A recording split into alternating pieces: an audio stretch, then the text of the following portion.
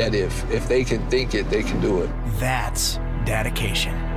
Visit fatherhood.gov to hear more. Brought to you by the U.S. Department of Health and Human Services and the Ad Council. WPHT, WPHT-HD, WOGL HD3 Philadelphia. From the Piazza Auto Group Studios, experience the Power of One with 8 brands and 25 locations. Always live on the free Odyssey app. Hi, this is Dom Giordano. It's time to celebrate American Heart Month with Rescue Natural Supplements. For nearly 40 years, Rescue Omega-3 has been providing people with the essentials to fortify heart health, reduce inflammation, and support healthy cholesterol levels. That's why it's the best time to dive into Rescue's February special. Right now, Rescue's most popular products, their premium omega-3 fish oils, are buy one, get one free exclusively for radio listeners. Just use the listener code OMEGA50 when placing your order. Call today at 800-26-ALIVE, 800-262-5483. Speak to a knowledgeable product consultant or use that code OMEGA50 online when you visit res-q.com. That's res-q.com. Don't forget the code OMEGA50 when buying a 1 bottle of Rescue Omega-3s. Get a second bottle free. OMEGA50. Fortify your heart. Support a healthier well-being with a Rescue Omega-3. By now, you've heard all of our ads. America's largest injury law firm. But what does that really mean for our clients, for you? It means that when you hire us, you don't just get a lawyer, you get a legal army, almost 800 lawyers alone. That army includes an entire legal team, specialist lawyers, investigators, and a 24/7 client satisfaction staff. Just like if you were going into surgery, you wouldn't trust one person to handle the paperwork, the scheduling, the anesthesia, and the surgery. Have you ever seen a surgeon operating alone and without resources? No way. Why would you trust a small firm with your case? Your case is a big deal to us. When it comes to law, size matters. We're America's largest injury law firm, Morgan & Morgan. Visit forthepeople.com for an office near you. At California Psychics, we know that when you're still looking for love, Valentine's Day sucks. Every restaurant is fully booked, even the average ones. Suddenly all chocolates are heart-shaped. And all the PDA. Thankfully, California Psychics can give you the guidance you need to help you find the one. We connect you with the very best. In fact, 98% of the psychics who apply to work with us don't make the grade. That's why we can guarantee if your reading isn't life-changing, it's free. Download the app or connect with us at CaliforniaPsychics.com. Right now, new customers receive 20 minutes for just $20. So you could be flaunting your love life in public real soon. Experience the joy of certainty. California Psychics. WPHT, WPHT-HD, WOGL HD3 Philadelphia. From the Piazza Premium Automobile Studios, powering your drive with 10 brands and 20 locations. Always live on the free Odyssey app. Live and local with Matt Rooney on Talk Radio 1210 WPHT.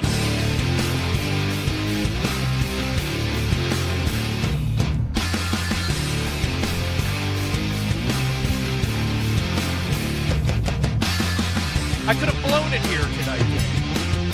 The wind is a whipping down the mighty Schuylkill River. And my hat actually blew off outside. Can you believe it? You didn't come in wearing a hat. I have a hat. That's fake news. It's not fake news. It's fake news. What? It's fake news. Because I'm not wearing a hat right now, it means that I didn't have one? Correct. I have a hat, Dan. I also came in with a hat. What do you want me to do? Why do you perpetrate these falsehoods? Why are you promoting fake news? People come here because they expect the truth. Yeah, they're not going to get it. They want the straight dope. What do you mean they're not going to get it? They're not going to get it. All we do is just lie. All we do is lie. All we do is lie for entertainment. The Empire of Lies. Here on the Matt Rooney Show on 1210 WPHT. Nighty all. Good evening. Welcome back to our humble program. Pleasure to be with you. Honored, privileged. All the things, as the Gen Zers would say, to be on with you from 7 to 10 p.m. Eastern Standard this fine night in the Delaware Valley. And, of course, broadcasting well beyond wherever you happen to be listening to this program, whether it be the poop-scattered sidewalks of San Francisco or the hippie-infested woods of New England, or perhaps in the dirty Jersey, right across the river from where we're broadcasting this evening. No matter where you hail from on this President's Day Eve, we're happy to have you with us, and we're going to have a great program tonight. As if I needed to say that, because we always have a great program, so it's almost redundant to make that promise, because if you're here, you know what to expect. So let's get down to business here and not waste any more time. 855-839-1210. Them be our digits here at the Matt Rooney Show. Write them on your arm, put them in your phone. If you have something very worthwhile to say, there's always a chance that we will put you on air. No promises. The preferred way to participate, besides listening the old-fashioned way, either on your radio dial or over on the Odyssey app, is to head on over to YouTube, youtube.com/@1210 WPHT, where you can confirm that I am indeed as handsome I actually prefer, as I sound. I prefer pigeon. What's pigeon? I think the best way to get in contact with us is to send a pigeon. Is to send a pigeon? With a letter. And Yes. saying, hey, guys, I enjoy your content. We'll get it to you by like a month, but a pigeon is a good way. You should try it. It's really good. 4-program delay. Yeah. But we will respond eventually. Or smoke signal. Although in Philadelphia, especially after an Eagles Super Bowl, things burning and being on fire is not anything unusual. So actually, we can't discern it from a legitimate signal. You can't forget taking traffic signs out of the street, too. Did you not see that? No. Yeah, there was a group of people that took a traffic light out of the ground, when they won or at the probably when they won. Uh-huh. After Super Bowl, they just ripped it out of the ground. I don't know how that's possible because they're bolted and cemented in there, but they did it. It's amazing what can happen when people are drunk and probably a little high and a Philadelphia sports team wins a championship. You've heard the stories of what a mother can do when her baby is in danger, right? We've heard stories of a mom being able to lift a car halfway off the ground to be able to save her child. The same effect has been observed with drunken Philadelphia sports fans. And you just gave a clear illustration, Dan, of one such example. Here's the thing. And you can, as a Philly sports fan yourself, you can answer this question. By all means, go ahead. What is it that Philadelphia is the only city, whether you win or you lose, they destroy it? Like, what is the point of destroying your own city if you win a game? I was worried we were going to take out New Orleans, too, and New Orleans has had enough going on. I don't get it. Why are you destroying your own city if you win? Like, why are we doing that in celebration? There are plenty of towns that have devoted sports fans. If you want my theory, we're also a very emotional people. We're very emotive people. I mean, think about it. We talk with our hands in the Delaware Valley. We are, let's be polite about this. We're very direct communicators. We get in your face. We talk loudly. We speak in a fast fashion, very quickly. And it doesn't necessarily go well when our teams do well. Do I understand it? No. Look, I'll be honest with you. I didn't go to the parade the other day. I suspect many of you did. I didn't. You didn't go. No. Yeah. Well, you're also a Cowboys fan. No. Here we go. That would have been another reason not to go because you wouldn't have survived. Here we go. It's just that's just facts. You opened up tonight by saying that this is more fake news. This is not fake news. That's fake news. That is fake news. True or false? You have a Troy Aikman tattoo on your lower back. Tramp stamp. True. But no. True. No. I have the tattoo. It's just on my butt cheek. So it's false where the location is, but it's true that I have. Well, one. you're so skinny, it's hard I to could tell show where you your if you'd rear end begins in your back end. Would you like a demonstration? It's just one long flat surface. For anyone that wants to know, he's got no bootay. This is true. You got no bootay. No, why are you looking? It's weird. It's just hard to miss. I mean, you're built like a number 2 pencil. Hey, number 2 pencils. Seriously, if you they can make your college. Dan has to Just stay like away from schools around exam times for fear that somebody's going to grab him and sharpen him and use him to pass a test. Mm-hmm. That's your exact body build. Yes, sir. It could be worse. It achieves. You have to. This is a devious build. Let me tell you. This body style, a rare body style, like the heart of a lesbian. All right. The rib cage of a cat. Yeah, rib cage of a cat and the heart of a lesbian. Let me tell you. You, know You what I mean? do. Yeah. You do, boy. So 855-839-1210. That's our number. Again, youtube.com/@1210 WPHT. Let's see what's going on over in the chat tonight because people not only They're all watch, roasting you. It's fine. You don't have to look. they also no. We can look. Nope, I got you. It's all good. What do you mean they're all You don't roasting me? You don't got to look. Sue says, hi, Matt. Hi, Daniel. That's not too mean. Matt, you did not put on a hat with that hairdo. Told you. Ruthless. High sugars and sunshines. None of this is mean. It's mean. No. Mr. Mo says Mango Mush has his name tattooed on his butt cheek. Hey, guys, let's start roasting Matt in the chat. That would be good. Maybe. It's a new month, so new things going on. It's a new month, new opportunities to be cruel to each other. Yeah. I got something better than a hat in my bag of tricks tonight, though. I got something better than a hat. A small loan of $1 million. No, I brought something in because it's. Is this what I think it is? Please tell me it is what I think it is. Maybe what you think it is. Please tell me it is. So, look, when it's the 4th of July, what do some people wear? They wear like Uncle Sam hats, right? This is exactly what I think it is, and I'm so glad you brought this. Yeah, 'cause I was and going to text you to bring it. Yeah, and at Christmas time, what do you wear? You wear a Santa hat or an elf hat with a little bell? Right? I wear Santa lingerie, but that's different. We're going to talk about that. Well, we don't need to talk about that. This is a family program, at least until the last hour.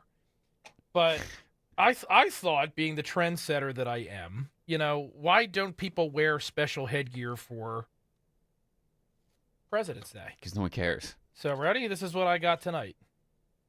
And as you can imagine, my wife is very supportive of this. Hold on. I'm taking off my headphones for a second. There you go. Look. Ready? You're doing the whole show like that from here on out. It's a little bit hard because I have a substantial melon. I did wear a hat tonight. It's in the car, but it's hard to wear hats and buy hats because of the size of my head. But, see? You're keeping that on for the rest of the show. There you go. I don't mind. It's not bad. Look, it comes with a comb. Oh, my. See? Check that out. Heinous. Now, see, the problem is the camera's pointed such that you really can't see the top of it there. There you go. How's that? That's something. Can we reposition the camera Nope. slightly? Can't. What do you mean, no, we can't? That camera? No, it's stuck. Why can't you do that? It's stuck how it is. I can't touch that. Here we go. Look, here we go. Ready? Got to adjust here. How's that, baby? This is off the rails already. You should be able to dress like a founding father. Which one? On President's Day. Which one are you? Well, the model of wig that I got this evening was the George Washington. Of course it is. Yep. Because I figure if you're going to celebrate President's Day by emulating the style of dress of one of the founding fathers, you might as well go for the founding father in chief, right? The original. You got to go to the OG. Yeah, you go to the OG founding father. So there you go. It's quite lightweight. Costs $15. That's insane. Yeah. Not itchy at all. So I'm going to be wearing this. And I'm actually filling in for Rich Zioli tomorrow. And I'm thinking I might wear it there too. God. Why not? Let's start a trend, Dan. Let's think outside the box. What you're doing now is just called cosplaying. So you are now just cosplaying as George Washington. This isn't. I don't think it counts as cosplaying because the whole point. You didn't let me finish. Okay, go ahead. Cosplaying can be hot to some people. All right, so you might be hot to some people in that wig. That's all I'm saying. Well, does it have to be a pseudo-sexual thing? Majority of the time it is. No, it doesn't. But a lot of the times it is. Because my point was just that this isn't really cosplaying because I'm not pretending to be the person. You got the wig. I'm simply this is wearing a Santa hat to a Christmas party. I'm not pretending to be Santa. It's just a festive hat. I think festive wigs could become a thing. And also, as a lawyer, wouldn't you feel much more secure if you showed up in court, your attorney had this on? No. I think so. No. I think so. This means that your lawyer means business. What is this, the UK? I'm gonna test it out on some of my clients this week. I've got some court calls. This is no. I don't know why you think this is weird. Newman says, sweet lid. I agree. Thank you. Spike says, it's got that icky wig smell to it. Not yet. It probably will by tomorrow after 7 hours of radio. But right now, it's right out of the box. I do have a little bit of bad news, though. And I'm not proud of this part. I should have researched it before. It's from a company just called Wig, and it's made in China. What did you expect? It's made in China. So I don't know what you expected, my man. China. yeah, so I messed that part up, but that's all right. We're gonna beat them soon. We're on the road to victory with President Trump in the White House. Our friend Dan Cuchi is probably going to call in later in the final hour of today's program, and he's going to talk about why he hates President's Day. He's got an interesting theory, so hear him out before you prejudge it. I'm much more enthusiastic this year because we have a president worth being proud of. For the past 4 years, when our commander-in-chief's greatest accomplishment to Western civilization was managing to most of the time stand upright while simultaneously pooping his pants, there wasn't much to feel patriotic about when considering the trajectory of the tradition of the American presidency. But we once again have a commander-in-chief who is in charge, in control, leading not just our country, but also the free world. And we have some examples of that to share with you tonight. That I'm a Yankee Doodle dandy this evening. And the wig just says it. That's what it communicates. So if you're not watching at YouTube, youtube.com/@1210WPHT, then you miss that extra layer of the program. Dan, you just look sad. Did you want me to coordinate with you so you could wear a little festive outfit? No. Put you in a little pint-sized tri-corner hat or something like that? No. I could have gotten you a children's extra small. Something for elves. I can't take you seriously. We're just wearing the wig. Bella also said you shouldn't have access to your money, so. Am I gonna have a court-appointed receiver? We're gonna have a free Matt movement like Free Britney. She said, "Who gave you free will? You shouldn't have access to your money." No, come on. I'm perfectly sane. This is gonna get clipped, by the way. This is 100% getting clipped and uploaded tomorrow. What? You pulling out the wig and all that kind of stuff. It's getting clipped. I don't care. You have no ifs, ands, or buts about it. What really makes it is the comb. And fun fact, Matt Rooney trivia, this is the second article of clothing that I own that comes with its own comb. I'm going to allow your imagination to run wild for just a second, then I'm going to fill in the blanks for you. I have a pair of Trump socks that my mother bought me 2 Christmas ago. They have the hair with comb. It's got a Trump face, and it's got little Trump yellow hair on the head of each sock, and it comes with a comb where you can comb Trump's hair. I should have worn that with this, but then I'd have a little bit too much going on for one evening, and I have to put on a show. So, got to pace ourselves here. Don't try to do too much at once. Yeah, that's yep. Yeah. Yep. Yeah, that's it. Yep. So, big program in store, plenty to cover besides my wig. We've got Cliff Maloney from PA Chase joining us in the 8 o'clock hour and the 9 o'clock hour. Our buddy Dan Cuchi to break down his beef with President's Day and a whole heck of a lot more here on The Matt Rooney Show on 1210 WPHT.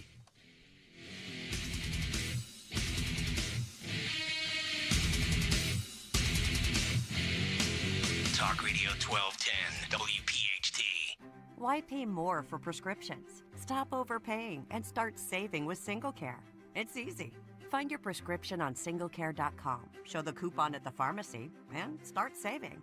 SingleCare works at pharmacies nationwide and is completely free to use, whether you have insurance or not. So the next time you fill a prescription, check SingleCare to make sure you're getting the best price. Take control of your prescription costs. Go to singlecare.com or download the free app today. Seems everything costs more these days. Gas, groceries, and when's the last time you checked your wireless bill? Yikes. When it comes to big wireless, if you're staying, you may be overpaying. Here's how to get the same fast, reliable nationwide coverage without the big wireless bill. Switch to Consumer Cellular. Plans start at just $20 a month, and that's not a short-term promo. Our US-based experts will get you switched and saving in about 20 minutes. Call 1-888-FREEDOM or visit consumercellular.com and start saving today. Plans include $5 credit for auto pay and e-billing.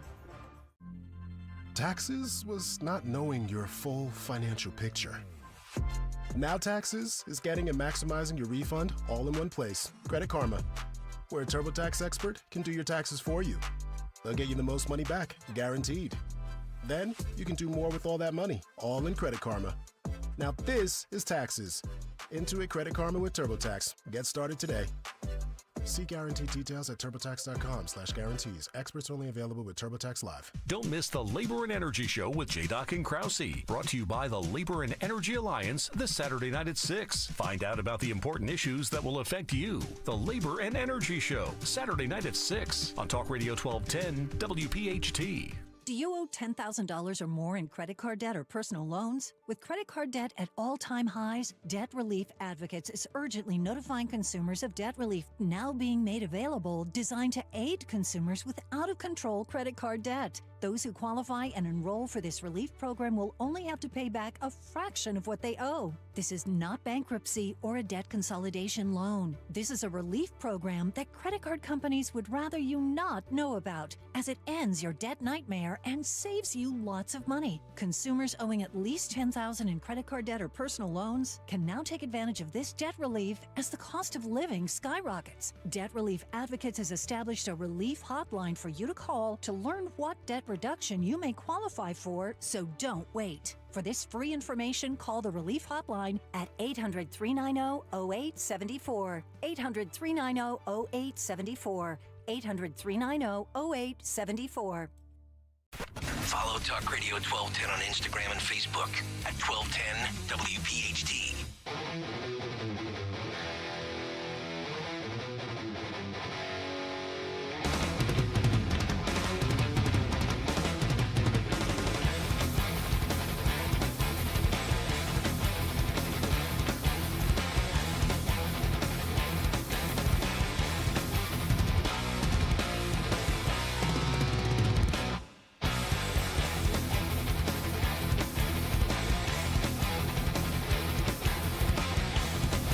Yankee Doodle went to town riding on a pony. Stuck a feather in his cap and called it macaroni.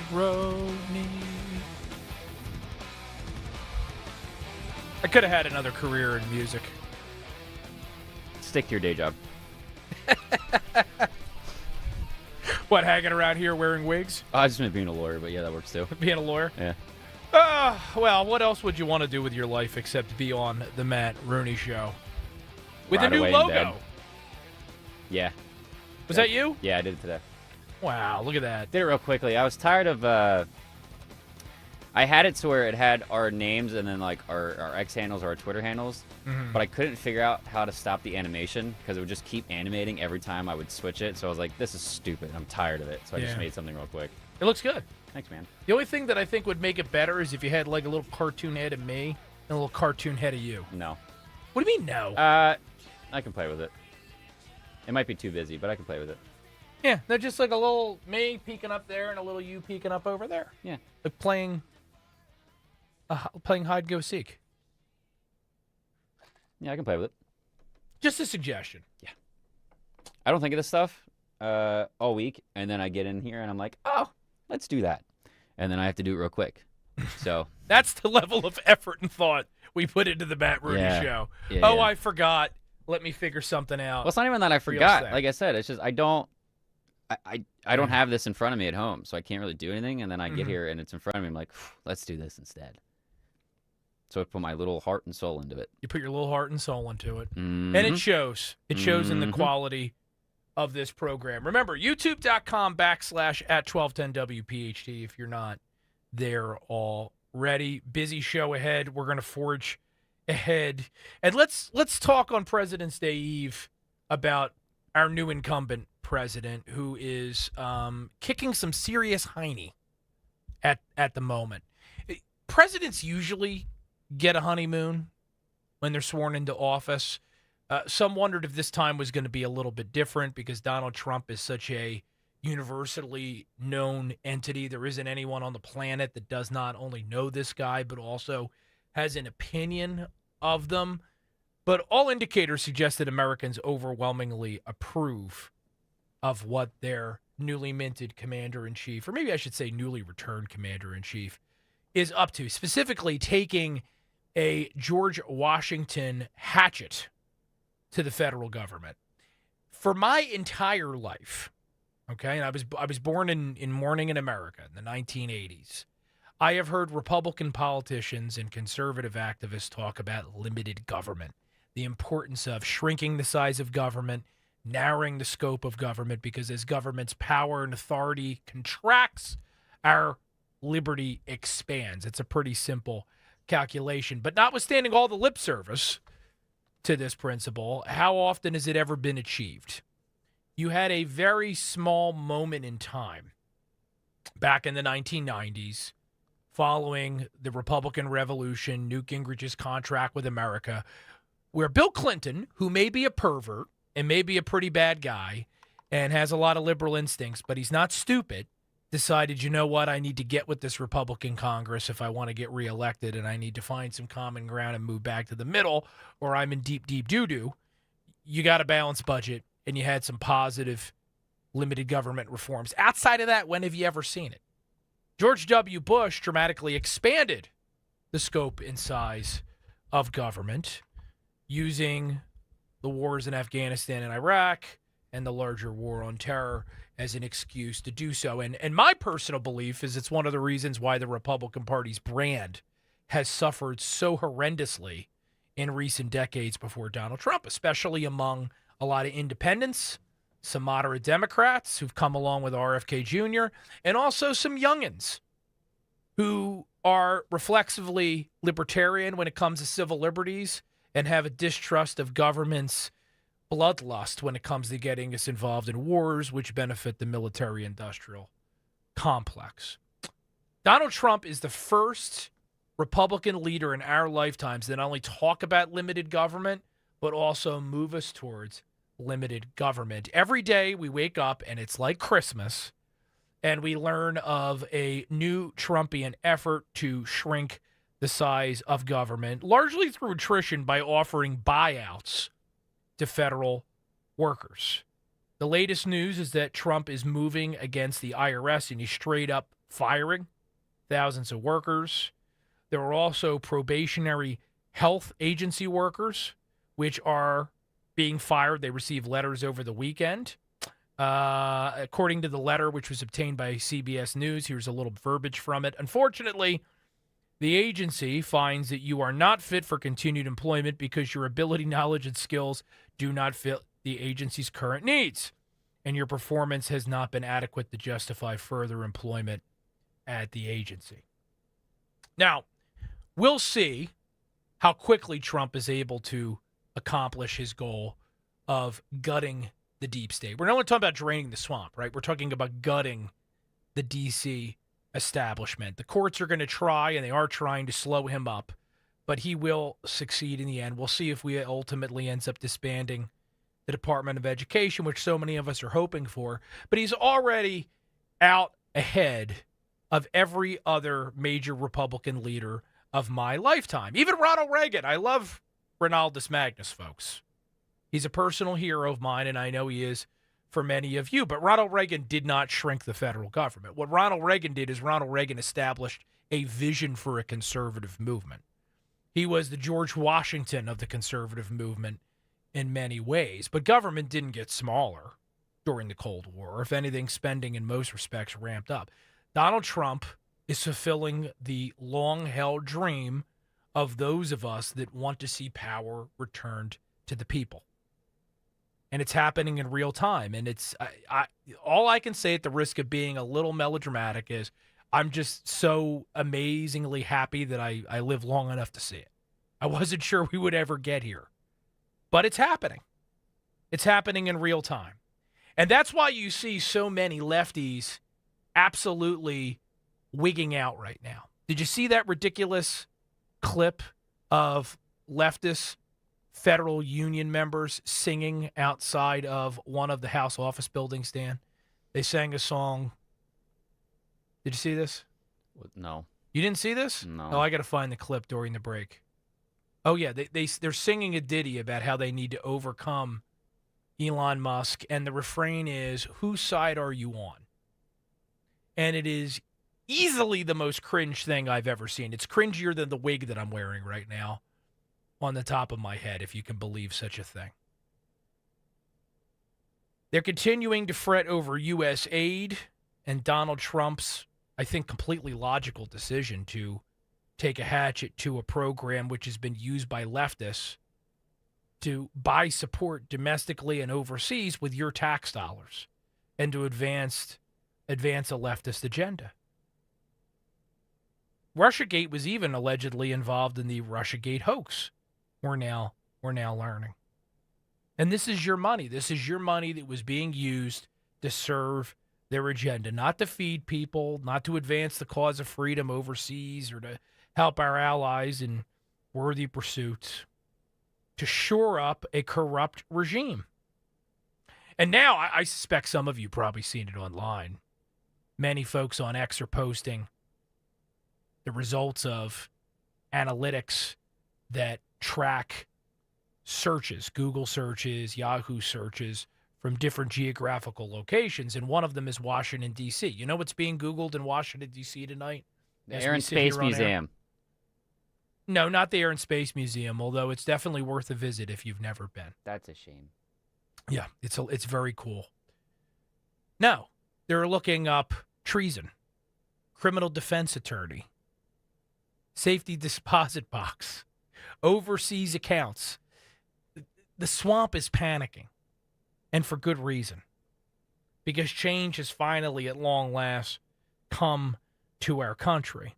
And I have to think the founding fathers are smiling wherever they're watching all this from, because we're learning with these first few weeks of the Trump administration that decline isn't inevitable. It's what we've always said it was. It's a choice. And the American people, at least for now, in 2024, chose to go in a different direction. And their satisfaction is showing in the early polling. This is cut number 10. Harry Anton, who I'm not the man's biggest fan, but numbers are numbers, even though they attempt to spin them, summarizing some of the latest surveys of President Trump's polling position, and it's enough to make a lefty want to pull every last strand of hair out of their heads. Listen, this is from CNN. But then also, here's one angle of covering Trump's popularity. Let's watch. What a difference 8 years makes. He's on the positive side of the ledger at +4 points. And again, it's not just the CBS News poll. We're talking about the Gallup poll. We're talking about the Ipsos poll. We are talking about the Pew poll. All of these respective pollsters have Trump in a better position now than they did 8 years ago. The bottom line is Americans are far more likely to say they like what they're seeing now versus what they felt during Trump's first term. It's overwhelming. And it's at the battleground state level, too. Axios, which is no friend of Trump and Republicans, conducted a swing state voter focus group. Listen to these results out of Arizona. Trump approval from this focus group, from Axios, not Fox News, not 1210 WPHT. Trump approval 100% among the participants in this survey group. Musk approval 73%. Overwhelming support. Here's the quote from the guy who moderated the focus group, Rich Thau. These swing voters are delighted by Musk's Trump-endorsed government house cleaning. The prospect of a looming constitutional crisis is completely inconceivable to them. Because that's the latest thing you've been hearing, right? We're in a constitutional crisis. First it was Russia collusion. Then it was Trump's a threat to democracy. Then it was Trump's a felon. Now we're in a constitutional crisis. I'm running out of emotions in my emotional reserve bank to feel every time they invent a fake crisis. And this is the latest one. But I think we've officially, finally, if we weren't there already, have reached Chicken Little, the sky is falling moment. No one believes it anymore. No one believes it. And Trump, as a result, is succeeding and the left doesn't quite know what to do about it. And I mentioned a moment ago, this is cut number 9, is Trump and his allies, including Elon Musk, dig into the USAID scandal, even some of the hoaxes of the past. I mentioned Russiagate a minute ago, apparently can be tied in one way or another to these billions and trillions of dollars that were misappropriated by your government. It's maybe shocking for those of us that haven't been paying attention. For the rest of us, maybe it's only the scope of the scandal which leaves us a little bit surprised. So this is Michael Schellenberger. He was at a congressional hearing on Thursday testifying about a program that was both funded and controlled by USAID, and it was used to push the Russiagate scandal. Listen to this. Sure. Well, you may remember that the so-called whistleblowers in the White House was actually a CIA analyst, and in that whistleblower's complaint, which led to the impeachment, one of the central pieces of evidence was created by a USAID-funded and controlled organization called the OCCRP. And we have another piece out today about how it participated in the Russiagate hoax as well, creating essentially very important information leading to that. So, I mean, you have in USAID a much larger fund of money and a much broader strategy for information control that included censorship, but also, as I mentioned, taking control of investigative journalism really worldwide. I mean, its ambitions were, amazing. So, yeah, I mean, that's an agency. When we saw that get shut down by DOJ, I thought that was completely appropriate. If there's something in there that it was doing that's valuable, then you could refund it later. But my view, same thing with CISA, death penalty for organizations that participated in violations of the First Amendment like CISA. Cybersecurity is an extremely important function. It shouldn't be contaminated and undermined by censorship activities. Well, I think it's always been known that our government has funded the change in administrations, if we can say it politely, of other governments. But isn't it borderline treason when the taxpayer when organizations entrusted with protecting our country are now undermining our own government? Absolutely. I mean, if you're trying to do regime change, illegal, if you're weaponizing DHS, FBI, CISA, that's treasonous regime change activities redirected, that you developed abroad, that we developed abroad for regime change, directed against the American people and our representatives. I mean, it's shocking, and we still haven't dealt with it as a country. We're dealing with it now. We're dealing with it now. And you may be off tomorrow. I don't know. Everyone treats President's Day a little bit different. Maybe at least for now, until your company is forced to stop with DEI, they've picked a more woke holiday to replace it with on your corporate holiday calendar. But if you are in the office tomorrow and anybody's talking about USAID, your lefty friends are going to tell you that this is a constitutional crisis. When we return, we're going to remind you with the words of our prior commander-in-chief why these ideas aren't anything new. President Trump's just the first one to be brave enough to do anything about it. That and more here on The Matt Rooney Show. Don't go anywhere. Talk Radio 1210 WPHT.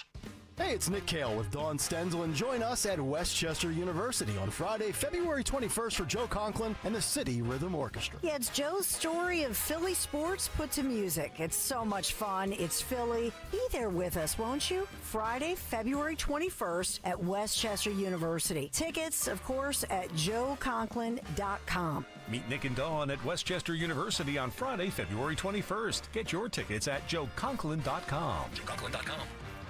Dawn Stensland here. Have you thought about being part of the electrified era with a new all-electric vehicle? Whether you're looking for the new Honda Prologue or Acura ZDX, the award-winning Hyundai Ioniq 5, or the luxurious Genesis GV60, my friends at the Piazza Auto Group have you covered. Oh, we can't forget about the spacious Volkswagen ID4 or the thrilling Nissan Ariya. With available tax credits, complimentary charging options, and low finance rates, visit your local Piazza dealer now, piazzaautogroup.com. TastyBaking.com. Tell them Dawn sent you. Hey, Philly, this is Tom Bucks, General Manager at Tasty Baking Company. From all of us here at Tasty Cake, congratulations to our favorite football team for bringing home the championship to Philly. Don't forget to celebrate with Philly's title-winning treats, Tasty Cake. Accept no substitutes. Go Birds! At PGW, safety is essential to delivering clean, reliable natural gas to Philadelphia homes and businesses. If you smell gas, call PGW at 215-235-1212.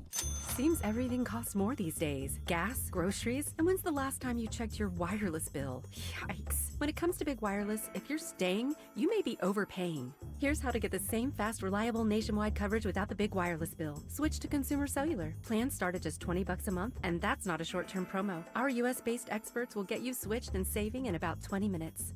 Call 1-888-FREEDOM or visit consumercellular.com and start saving today. Plans include $5 credit for autopay and e-billing.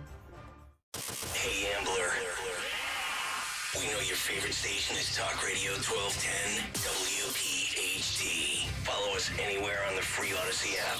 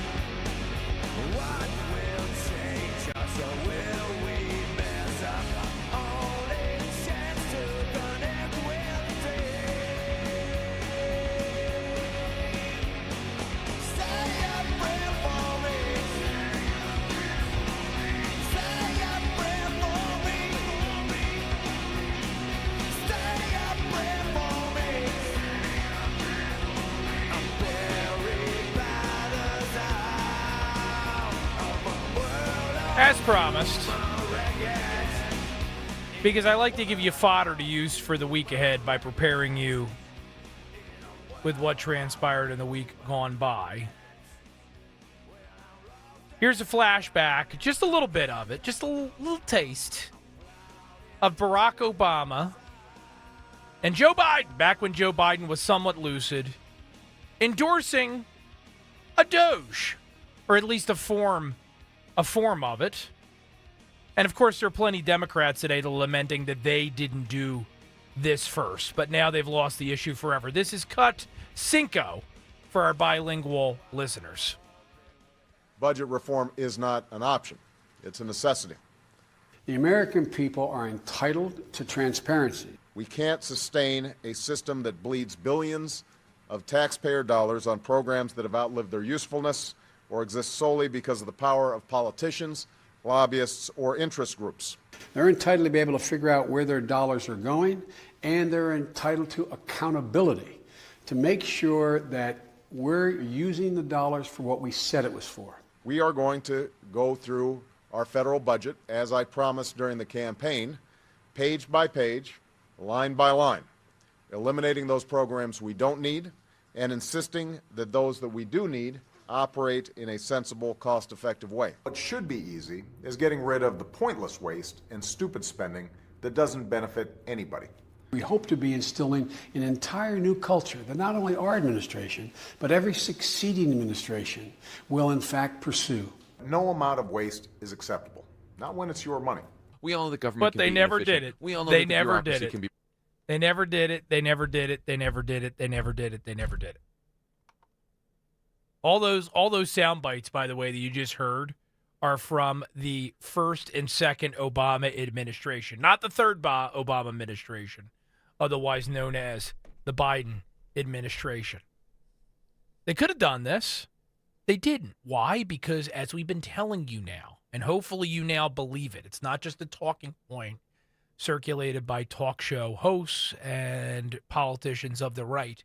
The Democrat Party is completely owned and operated by the deep state, by the swamp.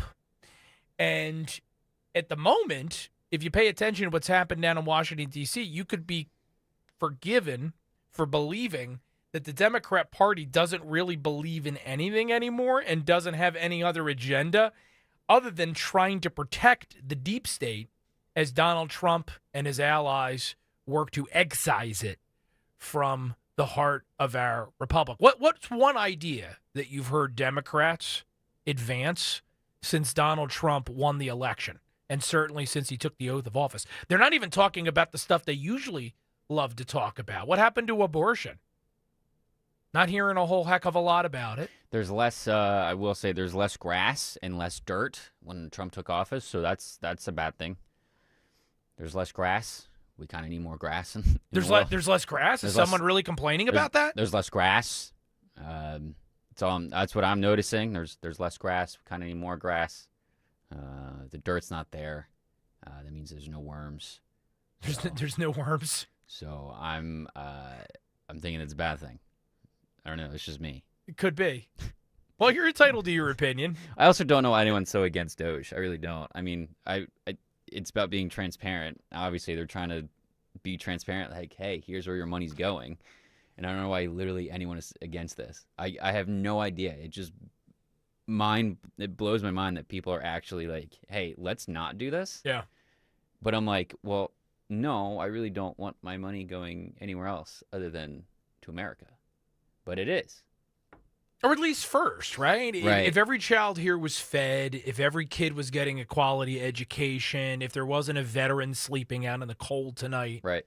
With a blizzard coming up in just a few days, maybe, you might say to yourself, all right, you know what? Maybe we'll waste a few bucks on condoms for transgendered Martians living in Gaza, or, some other crazy cause that you're currently spending money on. I understand that we have allies that, honestly, they rely on us, which they shouldn't.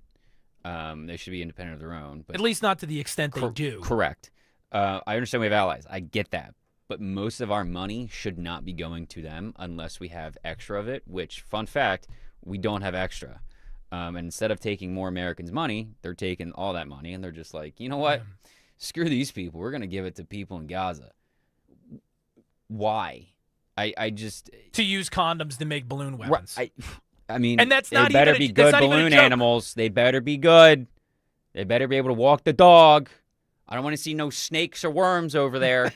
None of that lazy stuff. That's what I'm saying. But like, if we could put all of the money that they've taken from us and put it into other Americans that actually need help, like, I don't know. I understand there's people on food stamps. That's very limited. So if we took all of our money and actually made that somewhat better and open up the variety and open up the range that they could get on food stamps, we should be doing that and not sending our money overseas somewhere else. That's really not going to be used for what it's for. Well, this is the whole point of America First, right? It's not America first, everyone else can go to hell. That's not what anyone's saying, or at least not what the majority of people in the right are saying in 2025. America First means that your priorities are directed towards your home, your country, and that we want to make sure that our citizens are safe and secure and fed and clothed and have all the resources that they need in order to succeed. Not handouts, not even hand-ups, just making sure that this country's valuable monies and resources and efforts are not wasted overseas when there is need here. America, if you want to look at it this way, is no help to the rest of the world if we are rotting from the inside out. I, as an attorney and somebody that has been a divorce lawyer for many years, I used to say to my clients, listen, you don't want to kill the golden goose. Maybe you can push for a little bit more. Maybe you can get that extra pound of flesh. But if you leave the other person lying and dead in the ditch on the side of the road, no good for you, no good for your children. It's just, it doesn't work. It's not what's best for everyone. And this is what Europe wants to do and our allies want to do. They want to use, and abuse us with no regard for whether or not America itself, our body politic, our people, our children, are healthy.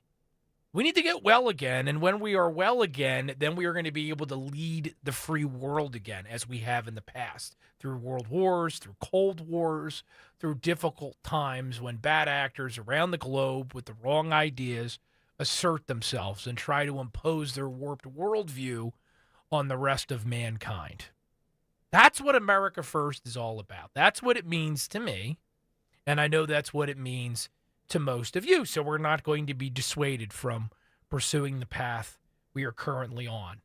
And one of the good things is that I often think in the past, one of the problems Republicans have run into is it's hard to make limited government tangible to those that are only casually paying attention. But now we've got these dramatic examples.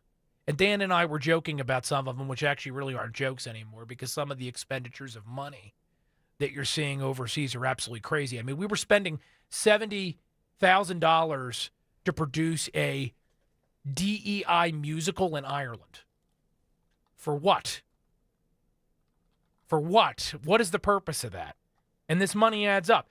The other day, $1.9 million of HUD money was ultimately recovered. It was misplaced by the Biden administration. I have a list from the White House. Why don't you run it down for us? Just some that are listed on this come from the whitehouse.gov. $1.5 million to advance diversity, equity, inclusion in Serbia's workplaces and business communities. There you go. $70,000 for production of a DEI musical in Ireland, as you just said. Mm-hmm. $2.5 million for electric vehicles for Vietnam. $47,000 for a transgender opera in Colombia. $32,000 for a transgender comic book in Peru. $2 million for sex changes in LGBT activism in Guatemala. $6 million to fund tourism in Egypt. Hundreds of thousands of dollars for a nonprofit linked to designated terrorist organizations even after an inspector general launched an investigation. Millions to Equal Health Alliance. Hundreds of thousands of meals that went to Al-Qaeda affiliated fighters in Syria. Funding to print personalized contraceptive birth control devices in developing countries. And hundreds of millions of dollars to fund irrigation canals, farming equipment, and even fertilizer use to support the unprecedented poppy cultivation and heroin production in Afghanistan. That's just some of it, but it says the list goes on and on and on. But they just listed a couple here, which the craziest one might be $2 million for Egyptian tourism. We have to pay people to go see the pyramids. Just go to Bass Pro Shop, you'll see a pyramid. He's here all week, folks. Tip your waitress. Well, you could go to Tennessee and see that pyramid. So yeah, there you go. It goes back to what you were saying a minute ago, though, Daniel. Who could object to any of this with a straight face? And yet you've got Democrat politicians, senators, members of Congress. You've got public sector labor union leaders standing in front of House office buildings in Washington, D.C., acting as if we are in a constitutional crisis. That's their new favorite buzz phrase. Pretending that somehow this is the end of the republic, that Donald Trump is doing something awful, nasty, dirty, unconscionable.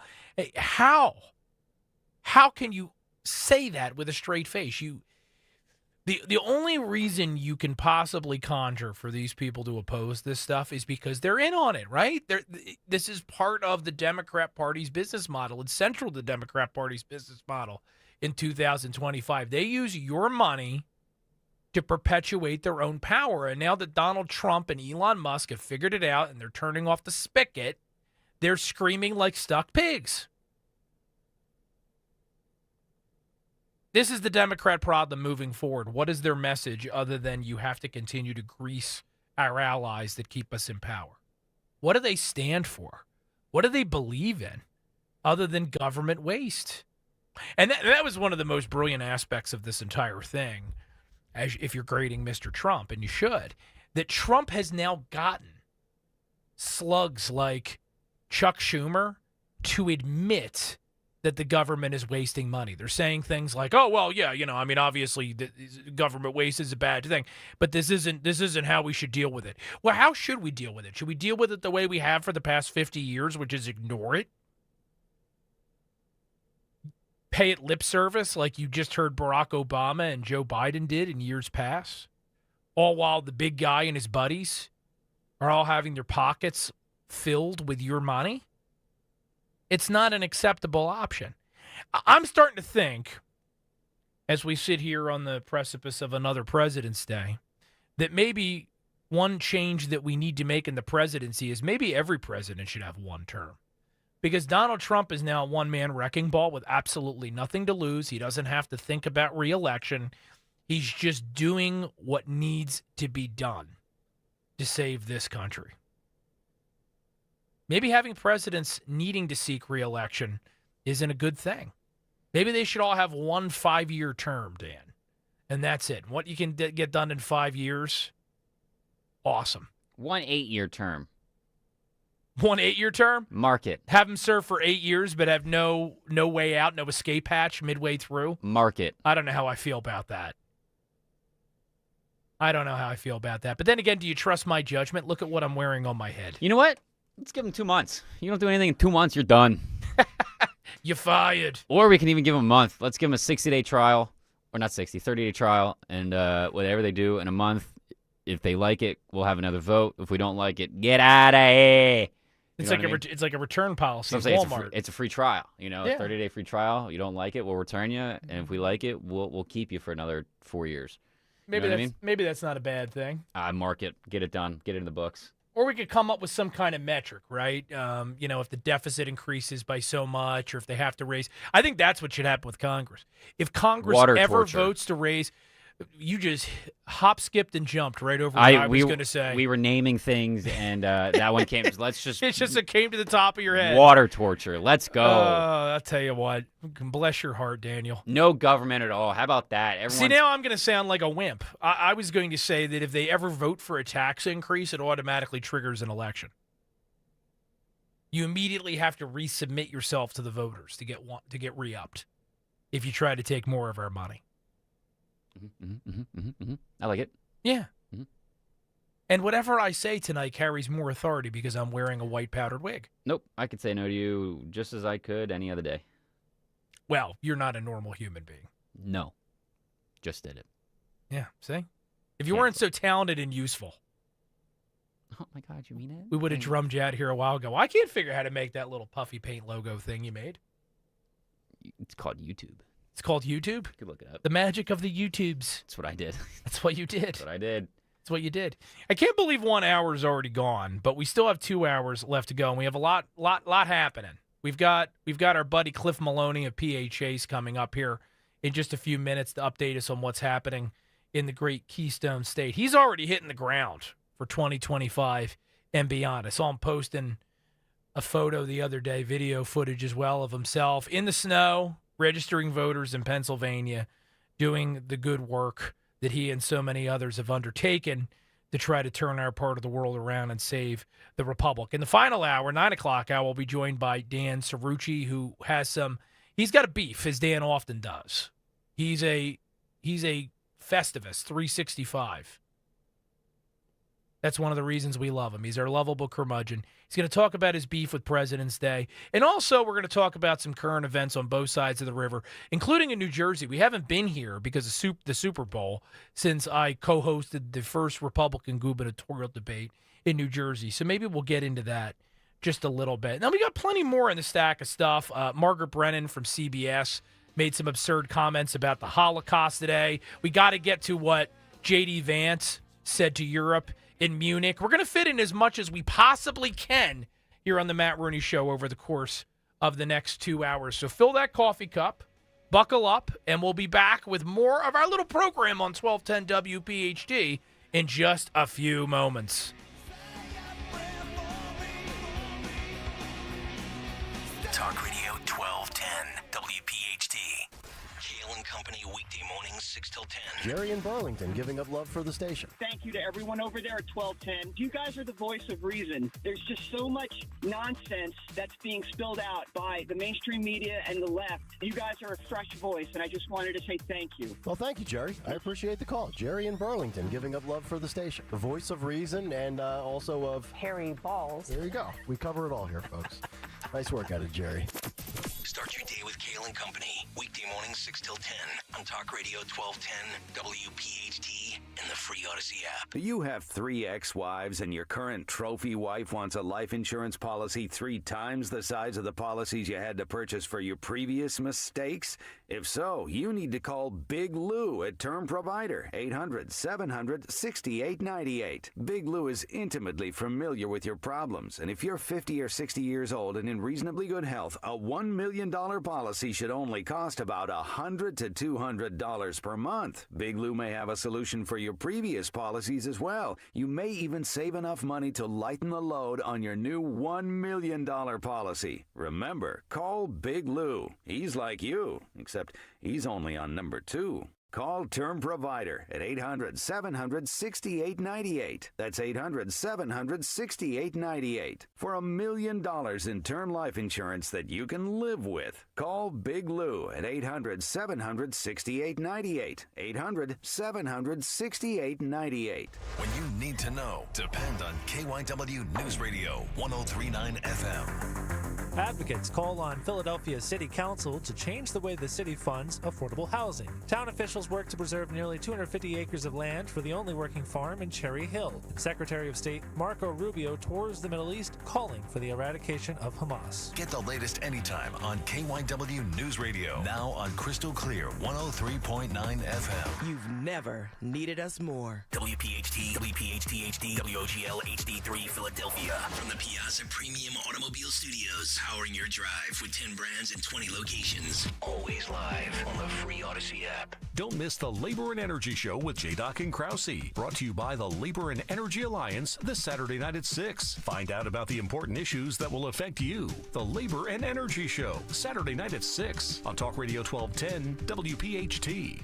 Do you owe $10,000 or more in credit card debt or personal loans? With credit card debt at all-time highs, Debt Relief Advocates is urgently notifying consumers of debt relief now being made available, designed to aid consumers with out-of-control credit card debt. Those who qualify and enroll for this relief program will only have to pay back a fraction of what they owe. This is not bankruptcy or a debt consolidation loan. This is a relief program that credit card companies would rather you not know about, as it ends your debt nightmare and saves you lots of money. Consumers owing at least $10,000 in credit card debt or personal loans can now take advantage of this debt relief as the cost of living skyrockets. Debt Relief Advocates has established a relief hotline for you to call to learn what debt reduction you may qualify for, so don't wait. For this free information, call the Relief Hotline at 800-390-0874. 800-390-0874. 800-390-0874.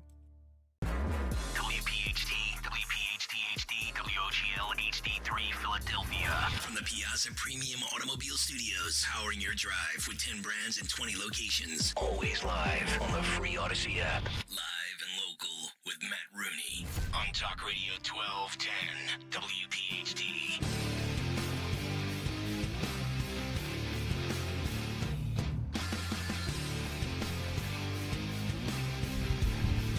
Welcome back, old friends, new frenemies, and all who lie elsewhere in between on the spectrum that is life. This is the Matt Rooney Show. I am the aforementioned Matt Rooney, coming to you from the windy banks of the mighty Schuylkill River this evening in the city of not-so-brotherly love. Or even in Valentine's month, bullets are often more common than hugs and kisses, X's and O's. But we soldier on. Kisses. Oh, that was adorbs, Daniel. Never have I been more glad that there is a thick plate of glass between us. You gonna punch me or something? That's rude. What would it feel like to get punched by a man in a powdered wig? I don't know. I don't want to find out. I gotta comb this thing, too. Oh, God. Look, I'm wilting. I'm starting to wonder how the Founding Fathers did this. Well, that was the Founding Fathers that was their own hair. It wasn't a wig. No, they wore wigs. Yeah, I don't know. I've never seen without the wigs. That's all I'm saying, I'm just saying, I've only had this thing on for an hour tonight, and I'm already looking like I was fist pumping at a bar down on South Street or something. Look at it. It already looks way worse than it did when I put it on. This wig that I purchased, for those of you who can't see, by the way, over on YouTube, youtube.com/@1210WPHT is how you follow along. And tonight I'm extra handsome if you want to confirm that. I'm wearing a George Washington wig in honor of President's Day, which is tomorrow. And according to the little tag I ripped off, each wig involves 36 steps to assemble. And it's quite a handsome wig, but it's already getting a little lumpy here. And I got a comb. Maybe during the next break I can play with it. Maybe you can help me. Can you help me comb my wig? Nope.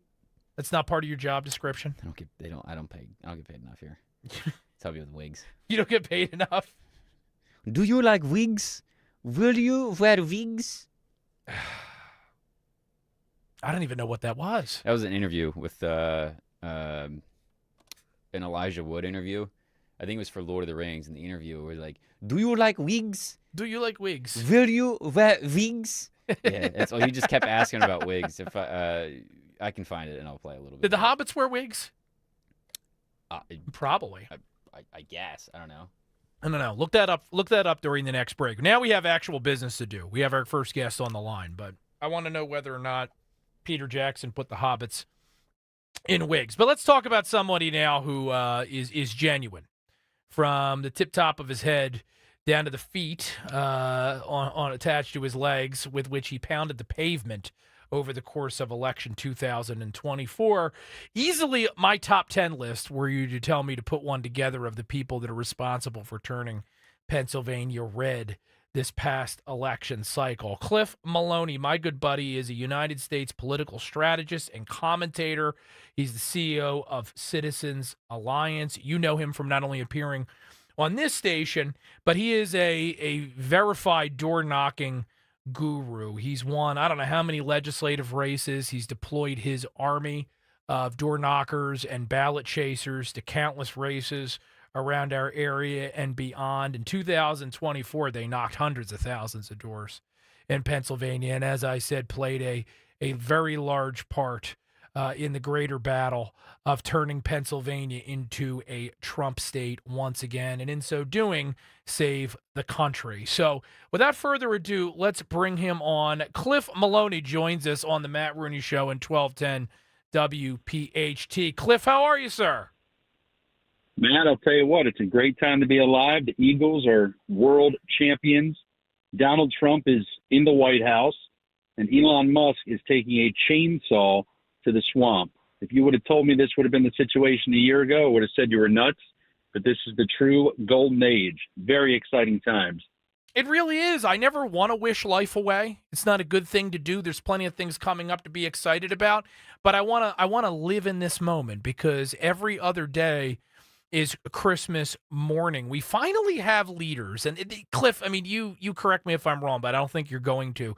For years, we've had people promise to do the stuff that Donald Trump and Elon Musk and the rest of the cabinet are currently doing, and they've never followed through. And I think it's made it awfully hard for guys like you in the past to be able to get somebody to register to vote or to return that ballot, because what's the point if everyone's the same and elections never have consequences? Finally, we have a president and a team that is following through. And I have to think, as you go across the Keystone State, that's what you're hearing.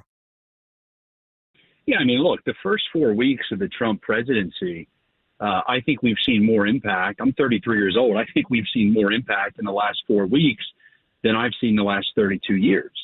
I truly believe that. I mean, I think this Doge situation is going to be a generational shift. And look, for anybody out there that thinks the swamp is going to roll over, you know, we're getting a lot of wins. Trump is putting forward just dynamic executive orders. But at the end of the day, this thing has to continue on for months, if not years, if we really want to restore power back to we the people. So, yeah, I think everybody's excited. This is the first time I've seen what I would call real results out of a politician. I mean, everybody promises the sky.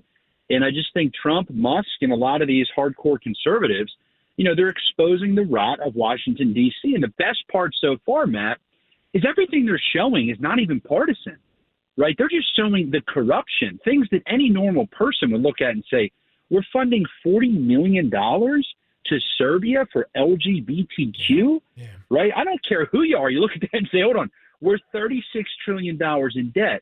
So I think this is phase one, where it's just low-hanging fruit, which is still amazing. And when you look at it, you're kind of dumbfounded.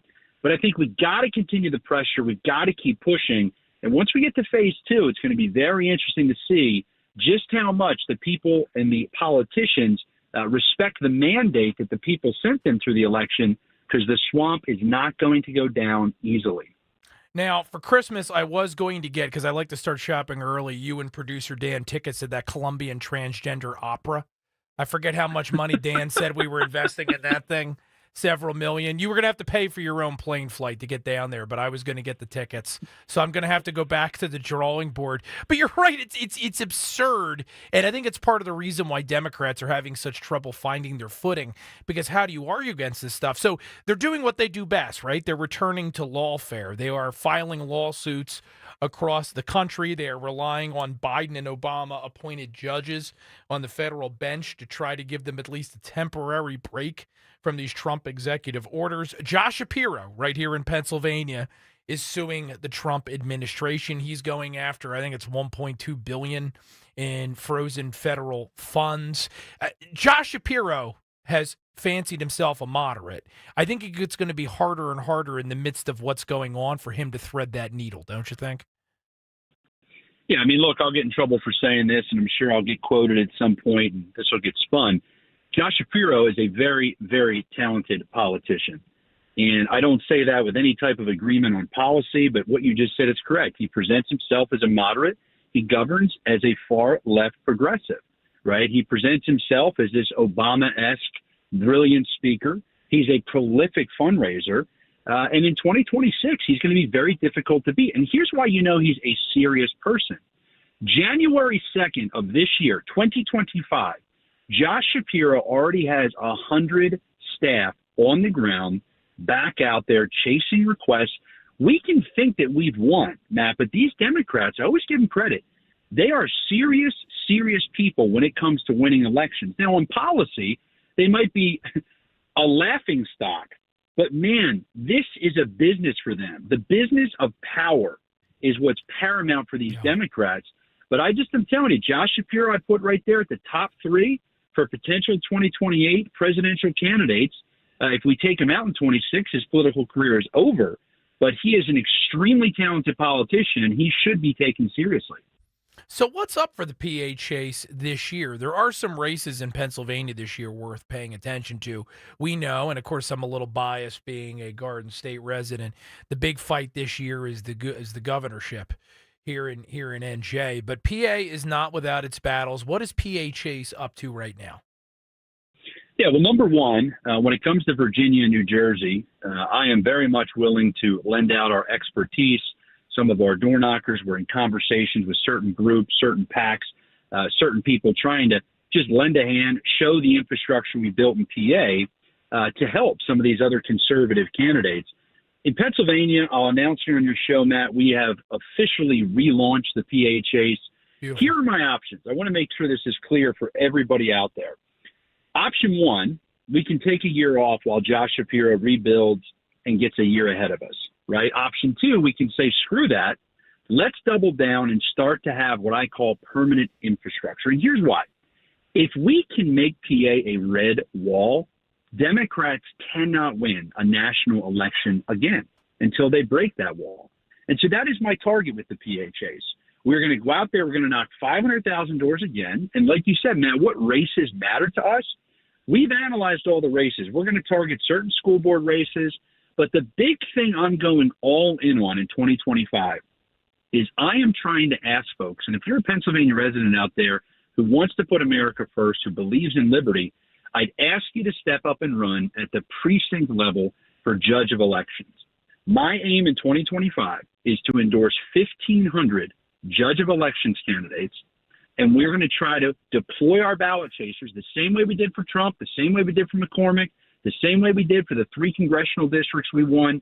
We are going to deploy and try to help credible candidates that have competitive general election races for judge of elections. If we elect 1,000 people and have a backbone when it comes to election integrity, I think that'll help set us up for success, because these judge of elections, they control the election day decisions for 2026, 27, 28, and 29. As you guys know, 26, we've got the governor's race.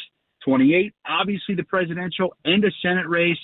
That's what we're trying to do. And if we continue this building, I think the PHAs can create permanent infrastructure to finally do what the left does, which is we take no days off. This whole concept, too, Cliff, is fascinating to me because being a Jersey guy, we have a very centralized government around the governor. Like in my state, the Board of Elections gets appointed by the governor. So whoever controls the governorship has disproportionate power over the election. But what you're saying is in the Keystone State, citizens listening to this program right now, all the thousands of you across PA, you have the ability to influence through these judge of elections positions how your elections are run and whether or not they're legitimate or not. Yeah, and it's wild. I mean, when you look at a lot of these viral videos that you see, the person that is making some egregious decision is typically a Democrat judge of elections. And so that's why we said, look, we want to go all in. We want to pick something. And then when I realized, holy cow, this is a 4-year term. They're going to oversee the decisions of the 2026 and 2028 elections. I'm like, we need to figure out a way to start to organize. And look, 2024 gave the PHAs credibility, right? We said we'd hire 120 people. We hired 124 full-timers. We said we knocked 500,000 doors. We knocked 510,000. And that's the thing that really I got in trouble for is I said, listen, Trump got 20% of the mail-in vote. If you look at all mail-in ballots in 2020, it was roughly 20% to 80% Trump to Biden. We said if we can get that 20% to 33% against Harris, it's a guaranteed victory. And, of course, Trump ended up getting 34.5%. I'm very proud of that, but here's the mistake that so many people make. We can't just go home. Yeah. Right? We can't just turn it off. And look, even if you wanted to, look at what the other side is doing. They understand you have to create behavior. You have to create comfortability and just this environment where our people are getting in their vote as early as possible. And so my big pitch to everybody out there, 1, run for judge of elections. 2, if you can't run, sponsor a ballot chaser. It's $175 for an entire day of sponsoring a ballot chaser, and 100% of that money goes towards the ballot chaser's pay. Folks can do that at phas.com, but I'm telling you, I think we can make PA a red wall. We just have to do the door-to-door. We've got to have grit, and we've got to continue to build this ground game just like the Dems. Internalize it, folks, if you didn't believe it already. The bad guys are never going to be able to win a national election again if Pennsylvania turns into the next Florida. And it can through the help of you, all your hard work, all your industry, and smart people like Cliff Maloney that are out there that are organizing to know how to get this done. Cliff Maloney, everyone, of the PHAs, great friend of the program and the station. Give us the website one more time, Cliff, and how we can help support your project, which is newly relaunched. Absolutely. PA Chase, that's PAChase.com. Like I said, folks can sponsor a ballot chaser. 1 full day is $175. And folks can follow me on X. It's just at Maloney, Maloney, Matt. I appreciate you being a patriot. I think New Jersey's got tons of opportunity this year. But to all your viewers out there, they're always listening to a patriot and somebody who believes in defending freedom. That's you. Tell Dan we love him as well. And let's keep fighting for liberty, baby. That's what it's all about. This is the golden age. Thank you, brother. If nothing else, now that the Eagles are on the golf course with their Super Bowl rings, we need something to do. So this is what we're gonna do. Cliff Maloney, everyone. PA Chase. Definitely follow along, support all his good works. Happy to have him here on the Matt Rooney Show on 1210 WPHT. Quick timeout. We'll be back with more in a moment.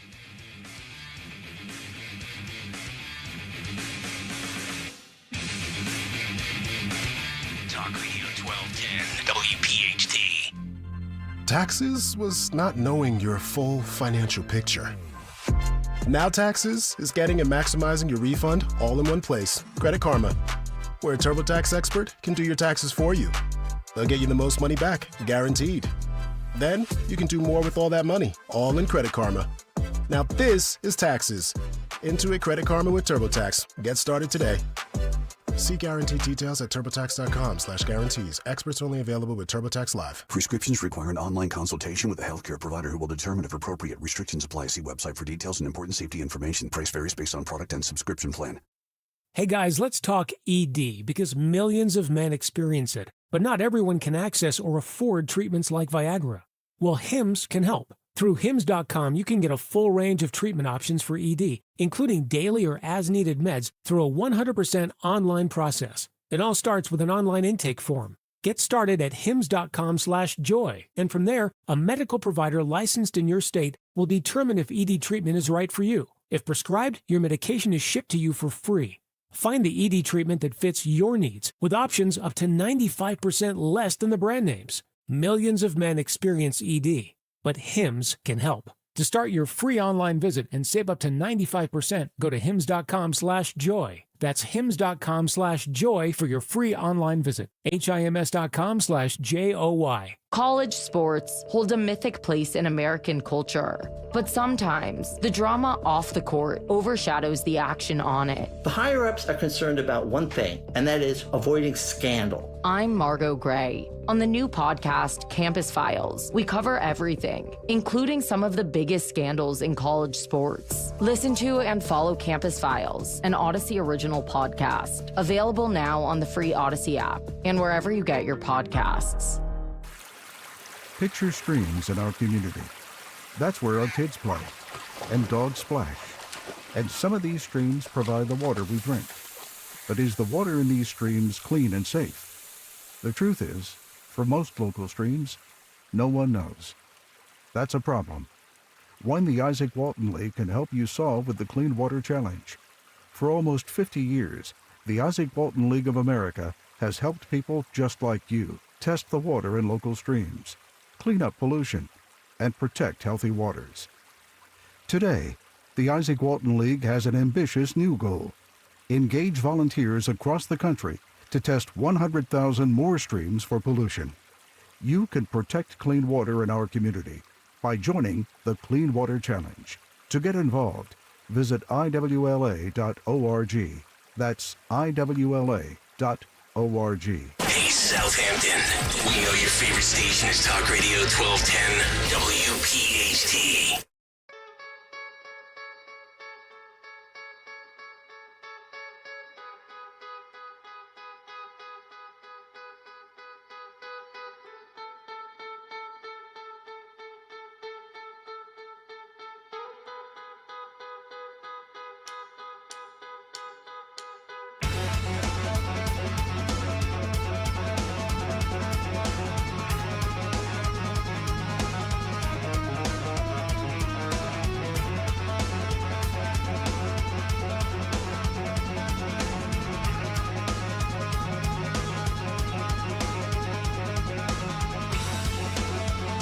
I like that guitar intro. What is this? This is Gojira. Gojira? Yeah, global warming. Oh. That's the song. That's not like... It's just the name of the song. It's called Global Warming by Gojira. Is that what it's supposed to sound like? Yes. As the polar bear slips below the surface of the water? I don't know, but I guess so. I don't know. We can make it that way now. Gojira sounds like a brand of organic yogurt. No, they I played them before on the show. They were the opening band for the Olympics. They're the French metal band.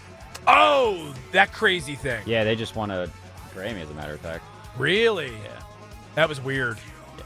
And they had the opening ceremony? And yeah, they had like the trans Last Supper. I don't care about all that. I'm just talking about. I'm not telling you we care about it or not. I'm just saying it was a wacky opening ceremony. Yeah, these guys were part of them. Yeah, that's how I discovered them. Ay. Muy interesante. Yeah. That's Spanish, by the way. Yeah, I know. You're only 1/8 whatever you are, so I'm just making sure you know. I did find the Wings video. Did you? Yeah, I can't get it on the YouTube because it's a lot to do, but you have the audio of it. Yeah? Yeah. All right. In the photo shoots you do with Vogue magazine and Cosmopolitan and Entertainment Weekly, Time magazine. Let me just preface, this is Elijah Wood being interviewed, I guess, after one of the Lord of the Rings movies. I don't know who the interview is, but it's Elijah Wood being interviewed. And it's an old interview. Yes. Yeah. Your hair changes dramatically from short to long. Do you wear wigs? No, I do not. Have you worn wigs? No, I have not. Will you wear wigs? Maybe. When will you wear wigs?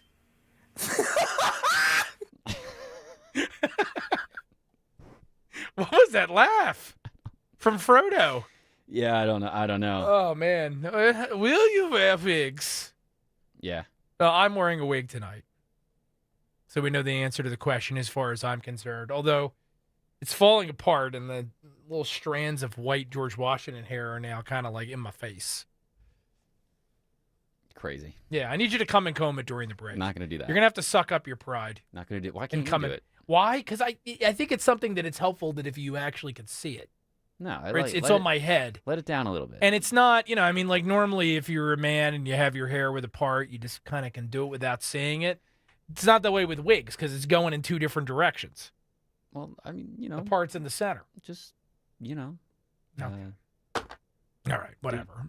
Got it. Cool. Man, next time I'm not getting a Chinese-made wig. You should get an American. I shouldn't have gotten an American. I bet you if I had an American-made wig, I wouldn't be having these problems. You just can't get a wig made in America anymore. One of the many things we need to fix with a new president in the White House. YouTube.com/@1210WPHT.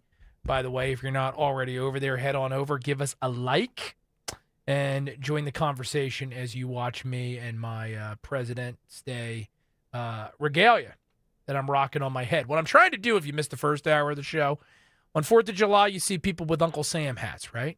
Christmas, people wear Santa hats. Why can't I wear a powdered wig on President's Day to celebrate our great founding fathers? The least we can do for those men that sacrificed, not too far from where we're broadcasting this evening on Independence Mall. So I'm trying to start a trend. Dan is not down with it, but that's fine. He's very rarely motivated by anything we do here on the program. But if I can convince just one of you it's a good idea, then hey, maybe I've done my job. Do you want something crazier than my wig though? Sure. Danny? Yeah. Oh, Danny boy. I have heard, and I know you have too, and anyone listening to this program has, over the course of many years, heard some pretty wacky things said about the Holocaust and the Nazis generally. Some of it has to do with just how crazy our politics have become. I think a lot of it is attributable to the, what's the best way I can put this? Mass historical illiteracy, which plagues our society in the modern age. People just don't know what happened before their own memory because we do such a poor job of both teaching history and prioritizing historical education in our institutions of learning, higher learning all the way down. And I'm going to give you a very dramatic example that transpired just this morning on CBS Face the Nation. You all know Margaret Brennan. She's one of the worst lib-labs in the legacy media today. Terrible person. Very nasty woman, as Trump would say. But this particular exchange takes the cake. She had our new Secretary of State, Marco Rubio, on. Marco Rubio. Marco Rubio? Marco. Well, that was really out of nowhere. Marco. Does Marco make you feel things? What was that? Man, you did a cold shower or something in there. Cold? Oh, God. Well, I mean, you just a Marco. Yeah, it just sounded like a cry of passion or something. I actually am aroused by him. Marco. I'm going to make my powdered wig sweat over here. Jesus. Come on, jeez. This is a family program. Cheese and rice. Cheese and crackers. Margaret Brennan came up with, in case you missed it this morning, one of the absolute, if not the wackiest reasons I've ever heard of for why the Holocaust happened and the Nazis rose to power. Spoiler alert, apparently it had something to do with free speech. Listen to this and see if you can make sense of it. Cut 11. Well, he was standing in a country where free speech was weaponized to conduct a genocide. And he met with the head of a political party that has far-right views and some historic ties to extreme groups. The context of that was changing the tone of it. And you know that the censorship I have to disagree with was you. specifically about the right. No, I have to disagree with you. Free speech was not used to conduct a genocide. The genocide was conducted by an authoritarian Nazi regime that happened to also be genocidal because they hated Jews and they hated minorities and they hated those that they had a list of people they hated, but primarily the Jews. There was no free speech in Nazi Germany. There was none. There was also no opposition in Nazi Germany. They were a sole and only party that governed that country. So that's not an accurate reflection of history. Wow. Good on Marco. Good on Marco. Yeah. I mean, people generally don't think of the Weimar Republic as a bastion of free speech, but there you go. That's what Margaret Brennan learned from history class in high school. Good God.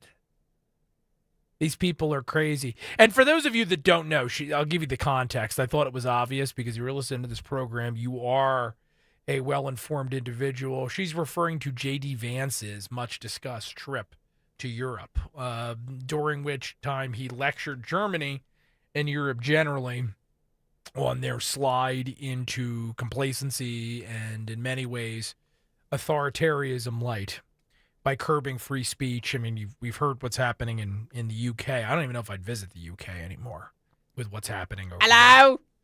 there. Hello? Oh, he's doing impressions, folks. Can I interest you in some tea and beans? That's not even British. It's British. Not really. Yeah, it is. No. Yeah, you just don't deny it. No, that's like... It'd be better if I had the wig on, but like, hello! It's like... Can I interest you in some tea and some biscuits? That's like a chimney sweep on meth or something. It's some kind of mutation of British. I don't even know what that is. It's British. Oh, wow. So first you did a telenovela with your Marco. And now you've got chimney sweep on meth. I mean, you want me to go Wallace and Gromit? I'm just impressed by the limitless depths of your talent pool. You're just such a skilled guy. What can't you do? I'm a versatile young man. You are a versatile young man. What can I do? I can't do a lot. I can't whistle. Can't eat peanut butter. Can't eat peanut butter? Well, I can. I just choose not to, so therefore I can't. You missing certain glands that allow you to produce saliva and digest it? Like, why? How can you not eat peanut butter unless you're allergic? Are you allergic? No, I just don't like it. So I just don't okay. Well, that mean I came back on my statement and said, "Well, I can. I choose not to." We got to get J.D. Vance to lecture you. No, he doesn't get to choose when the end of war. I do. It's got to go through me, buddy. It's got to go through me. I want to be involved with the relations. All right, I want to be involved in the negotiations. It's got to go through me. You? Yeah. Through you? Yeah. We should have sent you over with General Keith Kellogg. Should have. Then we should have done that. But look, back to Margaret Brennan for a second. Margaret Brennan. Margareta. It sounds like a pizza. Can I have a margarita pizza? Oh yeah, it is. It's called margarita. Or pizza. margarita pizza. Yes, I know that, Daniel. Oh. That's the whole point. I'm done with you. One of the things we've been talking about on the show tonight is how the left just can't seem to find its footing as Donald Trump proceeds with an shock and awe. Have they tried looking down? No. I think that they probably should. I feel like you can find your feet if you look down. Or that they might fall over them at this point. They've had trouble finding their footing, whether they're looking down or not. And as a consequence of their inability to find their footing, they're stumbling awfully badly. And Margaret Brennan just illustrated what that looks like, concocting some kind of weird theory about how free speech is the reason why millions of Jews and also Catholics and gypsies and others and gay people were killed in Germany during the Holocaust. How do you even come up with that unless you are groping in the dark for some ground upon which you can fight back against your ideological opponent? They're failing badly, and I'm glad they're failing badly. Of course, in a perfect world, we'd have a sane opposition party, but one just doesn't currently exist. Let's listen a little bit to JD, though, our vice president. The remarks which unhinged not just the elites of a continent, but also the elites back here on our own continent in North America. This is, where to begin with this? Let's go with cut numero uno. We're better to start with than cut number one. This is J.D. Vance in Munich. And expressing opinions isn't election interference. Even when people express views outside your own country, and even when those people are very influential. And trust me, I say this with all humor, if American democracy can survive 10 years of Greta Thunberg's scolding, you guys can survive a few months of Elon Musk. But what no democracy, American, German, or European, will survive is telling millions of voters that their thoughts and concerns, their aspirations, their pleas for relief are invalid or unworthy of even being considered. Let me just say real quick, someone was slamming on the keys, and I'm like, Anger typing. They're angry. They were wrapped up and twisted like a Bavarian pretzel. Somebody stepped on their Wiener Schnitzel. My Wiener Schnitzel! Oh no! My Wiener! Oh God, he's doing German impressions now too. Spanish, British, German. Off my winner! the Dan Valdez Variety Hour, ladies and gentlemen. Did you notice too how no one laughed at all in that audience? Like in America, you would have at least gotten some uncomfortable chuckles, even if they disagreed with him. But how dare he question St. Greta Thunberg? These people, they're just so. If you ever needed validation for J.D. Vance lecturing these people, that was it right there. That they couldn't laugh at that very clearly funny joke. But let's continue with more of his comments. Cut number 2. But while the Trump administration is very concerned with European security and believes that we can come to a reasonable settlement between Russia and Ukraine, and we also believe that it's important in the coming years for Europe to step up in a big way to provide for its own defense, the threat that I worry the most about vis-a-vis Europe is not Russia, it's not China, it's not any other external actor. And what I worry about is the threat from within, the retreat of Europe from some of its most fundamental values shared with the United States of America. That's the crux of it, right?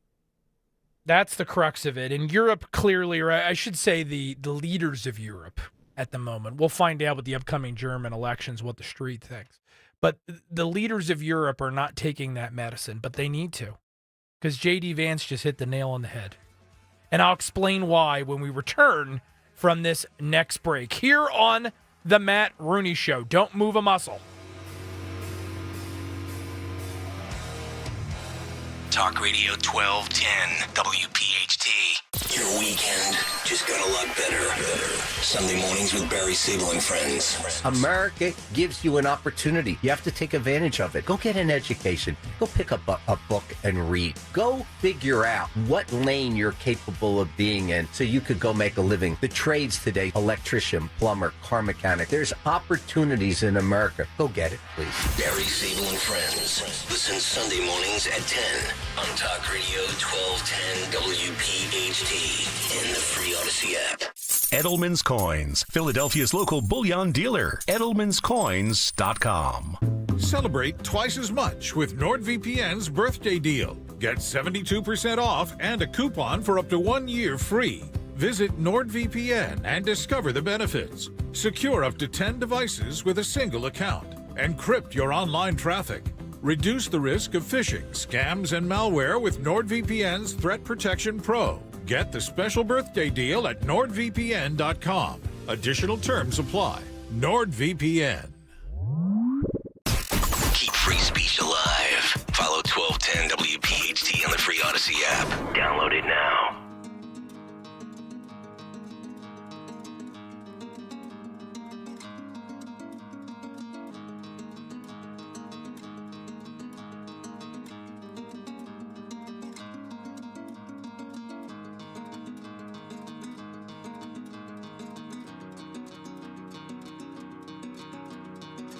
Spanish guitar. It makes you want to say Marco. Marco. To an especial lady.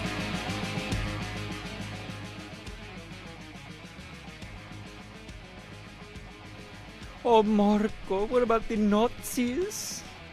They have the free speech, Marco. The Nazis are using the free speech to come to power. What about the Nazis and the Jews? Marco. You know, you raise a good point in the humor, though, Daniel, about Margaret Brennan. They're saying you did. They're saying the quiet part out loud. The left believes that freedom is weakness. In her mind, allowing people to have free speech is what leads to bad things. Digest that for a moment. And that comports with everything the left does. It's clearly what they believe. Just in a moment of despair from what she's seeing play out on her television, Margaret Brennan just came out and said it. It's kind of wild when you think about it. And before the break, we were talking about JD, who hit the ball out of the park with his remarks in Munich and told the leaders of Europe, even though they didn't like it, what they needed to hear, which is that their great enemy right now is not Vladimir Putin. And that's not to say Vladimir Putin is a great, swell guy. Vladimir. I don't even know what that was. I know, don't worry about it. Keep going. Vladimir. That was somebody with a voice box or something. I don't know what the hell that was. Yeah, probably. Yikes. That's interesting. Yes, it is. It's very interesting. Yes, it is, Alec Baldwin. No, the danger facing Europe is coming from Europe. Their crappy policies, their economic dislocation, their regression in the realm of freedom, including free speech, their open borders. They're allowing themselves to be destroyed. It's a choice. We've talked about that tonight. We talk about that every night on the Matt Rooney Show. The American people just made a very different choice. Europe is choosing to destroy itself in some very less than tangible ways, unless you're paying attention to how current events dovetail with policies that are being implemented from various European capitals, but also from Brussels, since this is the European Union we're talking about, but also in some very direct ways. They're not having children. The birth rate in countries like Italy is through the floor. They are literally opting to not have a future by not having kids. Something Elon Musk talks about all the time. Well, Elon Musk also has 1,000 children. So he just had a 13th. Did you read about that? Yeah, of course I did. Ashley St. Clair apparently. Do we know that's true? Is that proven? Is that confirmed? Or is she just doing it to get a payday? Well, I mean, she said it and nobody has contradicted it. What are they supposed to do? No, we didn't. I mean, one would think that there'd be some kind of statement because she's got a decent platform, conservative influencer. Granted, I want to take her word for it. I do, but I don't know. I'm kind of wary of stuff on the internet nowadays. Granted, Elon Musk has 1,000 children, so it's fine. Yeah, this would be 13. 13,000. There you go. And they've got awesome names, all of them. X Archangel. I don't think Archangel is one of them. It is. It's X Ash Archangel. It's Archangel. That's his recent one. It's his recent update. His recent update. They do sound like different operating systems, don't they? Yeah. Tiger, Lion. Yeah, nah, that's not untrue. That's not untrue. One of them's got a name. It's Mechanicus Grandis or something. All right, here they go. Here we go. It sounds like a transformer. Vivian. Just pretty normal. Tau Techno Mechanic. That's the one I'm Mechanicus. thinking of. Yeah, it sounds like an evil robot that's the nemesis of Optimus Prime. Nevada. State. I guess. Yeah. Kai, Saxon, and Damien. And then you have X Ash A-12, which is considered an Archangel. Okay. It's his one with Grimes. And then you have Strider and Strider is Strider and Azure. Azure. Yeah, Strider is the nickname of Aragorn in Lord of the Rings. Yeah. Is it? Yeah, since we're doing Lord of the Rings tonight. And then you also have there's two of them, baby number 12 and baby number 13. They just don't have names. But then you also have... Well, they might have names. We just don't know them. Right. And, of course, obviously, there's Techno Mechanicus. Techno Mechanicus is my favorite. And then there's Exa Dark Cider Ale. I don't know. And then Dan Valdez. I wish I was the son of Elon Musk. He would be able to pay for a lot of my things. Wouldn't that be amazing? Oh, here it is. It's pronounced Sidereal. Sidereal. Which means the true time of universe, star time, deep space time, not or relative Earth time. These kids are going to get bullied, man. Jesus. No, they're not, because they're going to have security guards and billions of dollars. What? Richie Rich on steroids, man. Do you think they go, like, when they get into school and they can't pronounce their names, they're just like, you know what? Just call me Mark. You think that's what they do? Just call me Mechanicus. Just call me Tech. Call me Tech. There you go. Call me Tech. You know that's what they do? Yeah, absolutely. I mean, I don't know, like, do you think he has, obviously all these kids are his doing? Is that a question? Like, do you think, like, his baby moms has, like... I mean, the ones I've seen on TV look like him. Right. But I'm saying, like, do you think the baby moms has, like, any say in the name? I think that Elon Musk couples with people that have his worldview. Like, in other words, somebody that would think that naming a kid Techno Mechanicus would be, like, really cool. Yeah, I'm saying, do you think, like, he goes in the hospital and he talks to whoever he was with at the time, be like, I got the perfect name. She's like, what is it? And Elon comes up and he's like, it's Techno Mechanicus. Sorry. Tell Techno Mechanicus. Like, you don't get that from a baby book. I was going to say, do you think that's... You never have the problem we have. Like, we named our son, and then, like, we went to get him baptized. We went to the baptism class, and, like, every other kid had the name. It was just the popular name that year. That didn't happen to Elon. Oh, of course Techno Mechanicus is with Grimes, the weirdest person. They have 3 kids together. One's Ash, and the other one, whoever. And then you have Techno Mechanicus.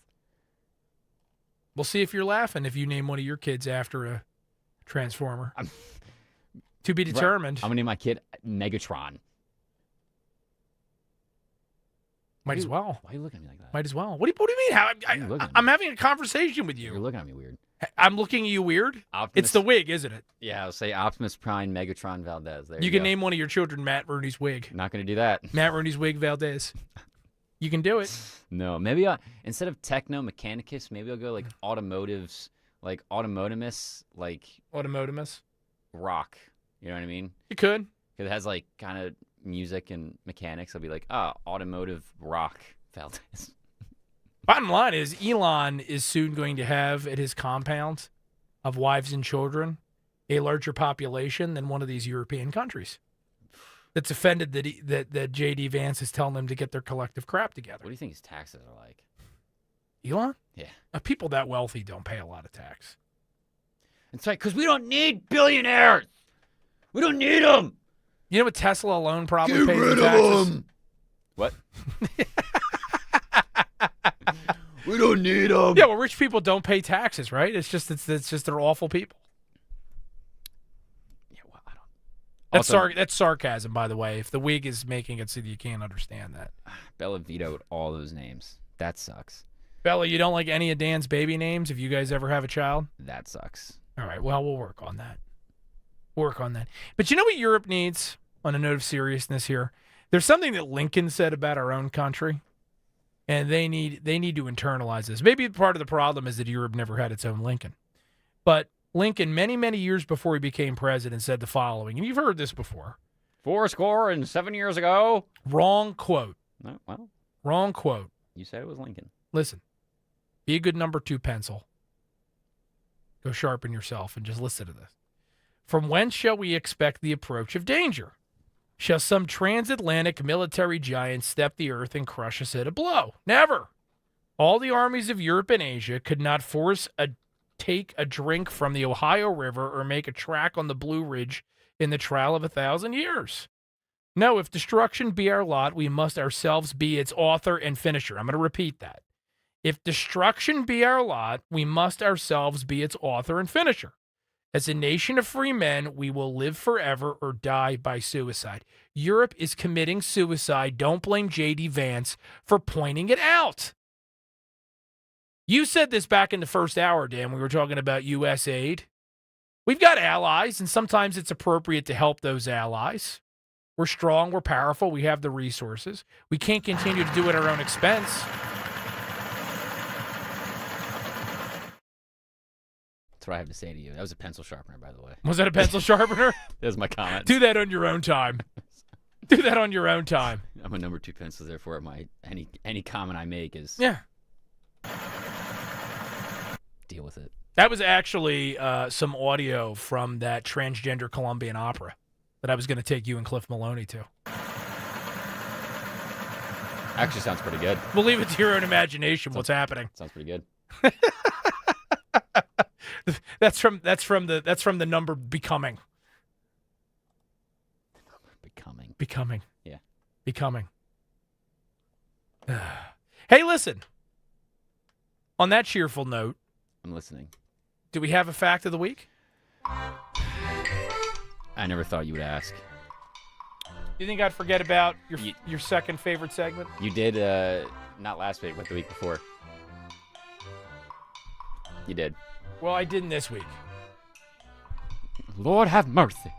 We're going to go a President's Day fun fact for you. Good, we're on theme. Yeah, I tried to keep it on theme for this one. Here's the question. How many steps did it take to make my wig? 36. Cool. That's not the real question, though. Anyway. Good. Did you know that President's Day is tomorrow? That's your fact of the week. Oh, it better be better than that. Teddy Roosevelt was the first U.S. president to ride in a car while in office, and Franklin D. Roosevelt, the 32nd president, was the first to ride in an airplane. Ah, very cool. Will we ever see the first president in space? The question is up to you. Oh, that was cute. At the end, you had a little question for the audience. Something to stir some conversation. Check you out. Yeah. And you like to act like you don't care about the show. I never said I don't. I do my job. I can't say I do it well, and I might be an idiot, but, Exactly my point. Exactly your point. Exactly my point. I think we will see a president in space eventually. You think so?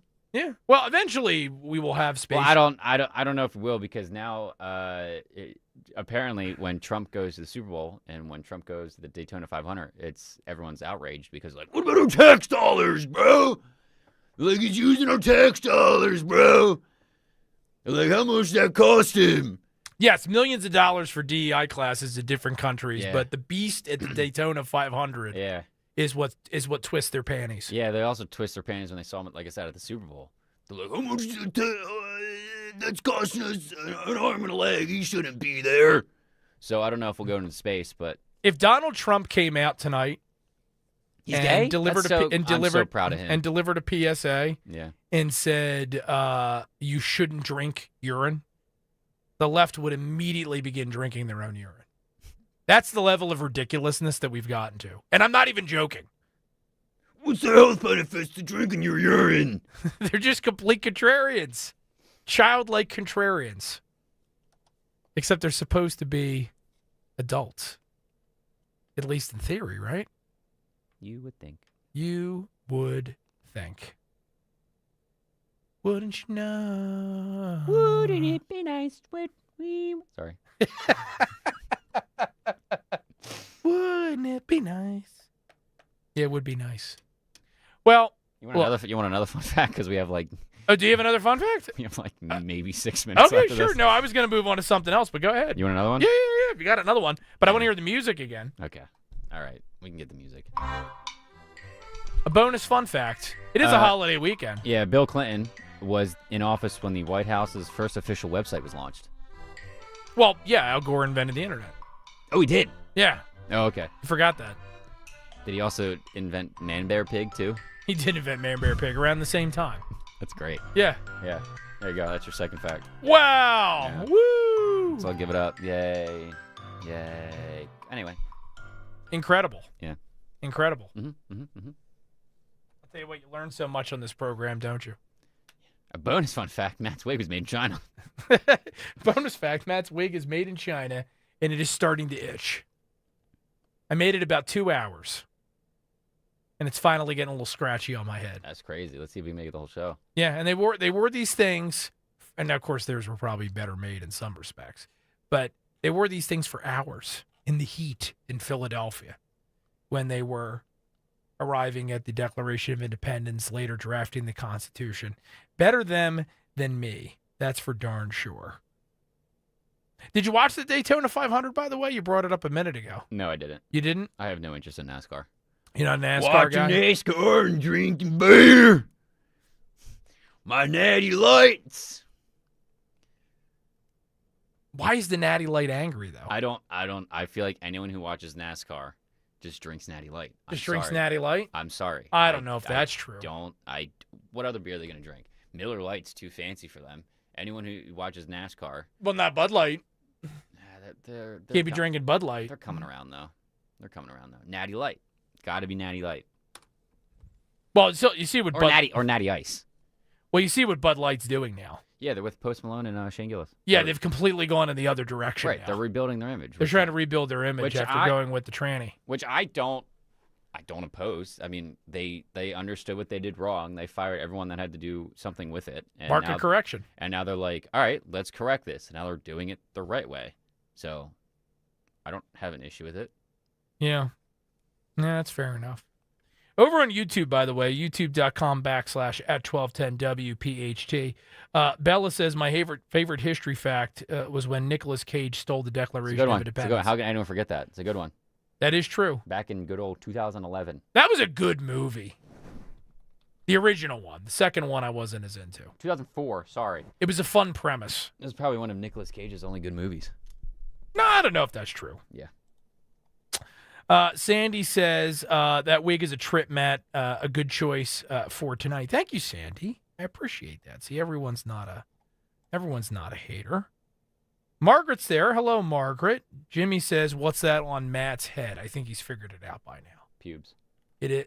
Now, come on. I'd have to be older. I'd have to be as old and decrepit as Joe Biden to have them look like this. I just want to throw that out there. You know how long I was sitting on that? You were sitting on that for a long time? I saw that. That's the best you can come up with? I saw it, and I was like, I hope he reads this out because I want to say it. Oh, my goodness. This is a fun show. We're having a good time. I am miserable. No, you're not. I'm mostly upset that you're not going to have a baby that's named Techno Mechanicus 2 because Bella's vetoed it. He stole Techno Mechanicus from me. That was the name I was going to name them. That was the name you were going to name him? Yep. All right. Didn't happen. Okay, well, we're going to take this break to try to see if we can work over Bella and change her mind. But when we return, plenty more Matt Rooney show. We're going to talk about eggs, why the price of eggs is so high and what the Trump administration is doing to fix it. We've got more Trump-related news, of course. Why wouldn't we? And also Dan Cuchi to explain to us why he hates President's Day, and also maybe talk a little NJ shop if we could, because we got to talk about that gubernatorial debate from right before the Super Bowl. Much lies ahead here on 1210 WPHT. Time out to refill the coffee mugs, and we'll be back in a few. Talk Radio 1210 WPHT. Kale and Company weekday mornings 6 till 10. I am a die-hard Eagles fan. I am so glad to be here. Hey, introduce your friends real quick, too. Before you have a heart attack, introduce your family. E-A-G-L-E-S, Eagles! We've been here since 1 p.m. 1 p.m.? Yesterday. So what made you come down here at 1 p.m. yesterday? Because we bleed green. How about that? 1 p.m. yesterday. Start your day with Kale and Company. Weekday mornings 6 till 10 on Talk Radio 1210 WPHT and the free Odyssey app. Attention! Have you racked up $10,000 or more in credit card debt? Are you barely getting by making minimum payments? With credit card debt reaching all-time highs, National Debt Relief is notifying consumers about significant debt relief options currently being made available to help those with overwhelming credit card debt. These options may reduce a large portion of credit card debt for those who qualify. You don't need to declare bankruptcy or take out a consolidation loan, and you may only have to pay back a fraction of what you owe, even if you have bad credit. National Debt Relief has already reduced the credit card debt for more than 550,000 consumers. So don't wait. If you owe $10,000, $20,000, or even $100,000 in credit card debt, you can now take advantage of this financial debt relief as the cost of living continues to skyrocket. To check what debt reduction you may qualify for, call 800-859-5500. 800-859-5500. Again, that's 800-859-5500. My grades were bad. I would get D's and C's. I appeared to be doing good at my school life, but if you would see me at home, it would have been a completely different story. I mean, it was just rough focusing on school when your mother is somebody you have to take care of. It got worse and worse and worse throughout the years. There are students who need somebody. They can trust someone, and it could be the first person they've ever trusted in their life. Communities in Schools is lowering America's dropout rate by helping more than 1.3 million kids every year get whatever they need to succeed in school. If something was going on at home, we would go just stop by Miss Liberty's office and talk to her. Communities in Schools vouched for me when everyone else had lost hope. You can help change the picture of education right here in your community and across the nation. Visit communitiesinschools.org. I hear people say we can't save every kid, but I think that we can.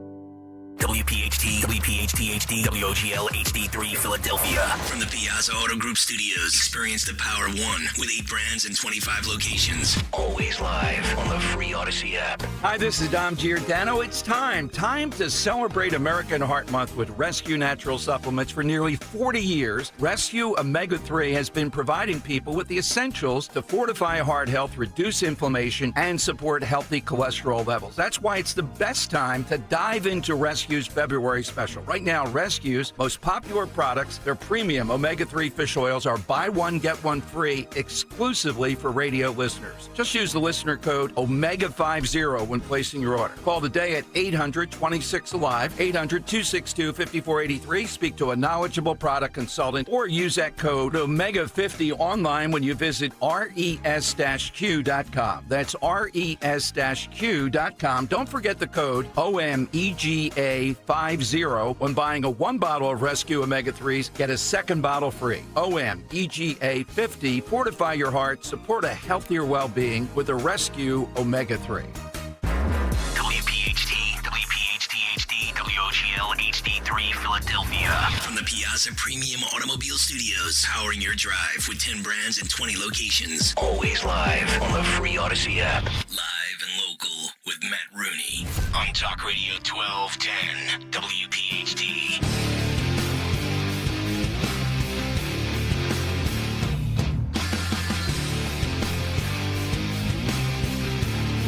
Welcome back, boys and girls, to the world-renowned Matt Rooney Show.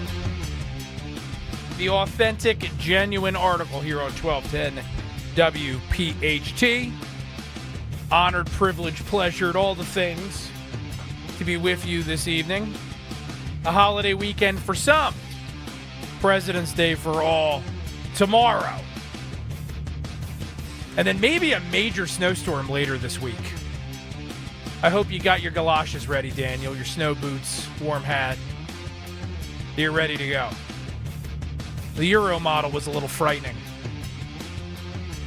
We're talking over a foot, potentially. Yeah, I think I saw it said it was 17 inches. I don't think so. You don't think it's going to happen? I don't think it's going to happen. Yeah, we'll see. I think it's going to go south. I think it's all talk. Yeah, if it goes south, we could still get some decent snow, though. It's all just showing. You know what I mean? They're a shower, not a grower. A shower, not a... Oh, that's saucy. Yeah. That's I mean, how about that snowstorm we got yesterday sassy. morning, and then it was all gone at night.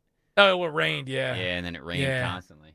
Yeah, well, it's become something that's irritated the heck out of me, too, with having school-age kids. When they decide to cancel school and when they don't. They canceled it a couple weeks ago for what was basically a rainstorm. But then other times when they probably should cancel, they don't. Who makes these decisions? I guess it's the bus companies and the lawyers. In terms of what? When they cancel. That's a superintendent. Well, right, but like my point is that they cancel for like rain sometimes. I don't know what school you're at, but they didn't cancel for rain for me. Oh yeah, no, absolutely. Well, not when we say for me, not now. I mean, years ago. Oh yeah. They wouldn't cancel unless it was something serious. It has something to do with the bus companies. I know that. No, that's what I was saying. Superintendent, and I think the bus companies are like, yo, we can't drive. Can't drive, bro. Can't drive. Yeah, which their lawyers must be telling them when they can't safely drive. You're a lawyer. You can. Yeah, but I'm not that kind of lawyer. Sorry, you're just a mommy daddy fighting kind of lawyer. Mommy daddy fighting. Mommy, Daddy, you're fighting. Mommy and Daddy are fighting. Let's go see Matt. Let's go see Matt Rooney lawyer. That's what my billboard on the Atlantic City Expressway says. Are Mommy and Daddy fighting? Call Matt Rooney. And it's just a picture of you crossing your hands. Yeah, with the George Washington wig on. But it's also the picture of what they have on the Odyssey page when they promote like our show. It's just that picture of you in the suit, just arms crossed. Not cross, looking all serious, looking like a divorce lawyer. Yeah. I said to Frank, I desperately need a new headshot. No, you don't. No, I do because it's not. I don't look like a talk radio host. What is it? I look like you just slipped. What is talk radio host supposed to look like? It doesn't look like a guy that projects, hey, did you just slip at a Walmart? Call me and we'll sue. That's the best kind of lawyer. Well, they're like, they don't mean business, and you get them, they're like, we gonna win this money. How would you feel if you walked into a lawyer's office when you needed one and I was wearing this wig? Would you walk out? Or would you say, let's hear what this guy has to say? Are you wearing the wig just for the hell of it, or is it Halloween? It's just a normal day, and I'm sitting there, and I'm dressed in a suit and otherwise normal, but I have this powdered wig on. Honestly, I'd be like, guy's pretty fun. Let's see what he has to offer. That's what I figured you would say. I'm interested in hearing more. Guy seems like a fun guy. He's like, hey, we might be funny, but you want to try this guy? Yeah. You know what I mean? Yeah. All right. Just thought I'd ask. Yeah. Little one-person focus group here.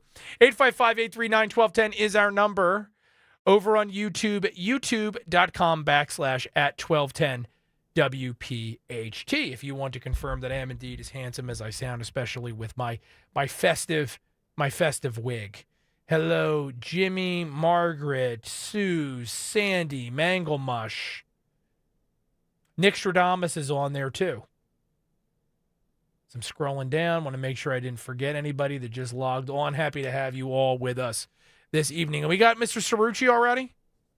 Yeah. All right, let's do it then. Let's bring Daniel on if he's ready to go. With 2 Daniels for the price of 1. For those of you that don't know. He's good, man. Yeah, dancerrucci.com is where he spends his days when he's not jet-setting around the world. He is our go-to PR expert here at this program, but not just PR. He's a cultural commentator and one of my favorite columnists in the Delaware Valley. There isn't anything. Of Travis Kelce and Taylor Swift. He does not like Travis Kelce. He does not like Taylor Swift. Correct. Well, or Oprah. We can forget about her. You heard Taylor get booed at the Super Bowl. Yeah, I did. I think the bloom is off the rose with many people. Yeah, who cares? Her Eras tour is over. Who cares? She's not in a good era.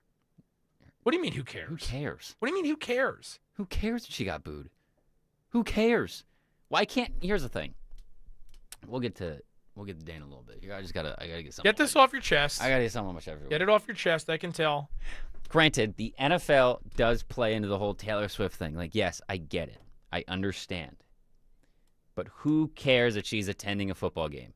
I don't. If she wants to go and attend a football game, that's more power to her. But at the same time, like, we don't have to boo her just because you don't like her. Like, you don't have to be there and just boo. Like, who cares if she's there? That's what I'm trying to say. You know what I'm saying? Like, I understand what you're saying, but I think that there are some things you're missing.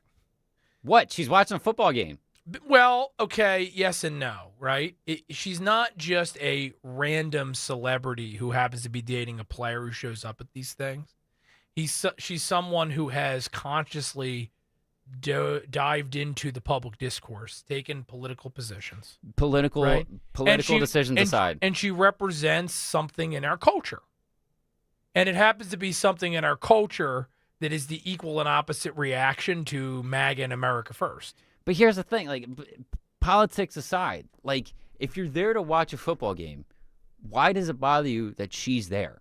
Well, let's face it, the number one reason why she got booed is because the Eagles fans that were there and Eagles overwhelmingly fans will boo represented that everyone. what it is. Well, If yes, there's but snowballs at Santa Claus. But they know that she was dating a Kansas City Chief. If she was dating Jalen Hurts, I don't think she would have gotten booed like she did. I honestly, I just don't see why people care so much about it. Because it's culture wars, baby. She represents what they don't like in their country. And I largely feel the same way.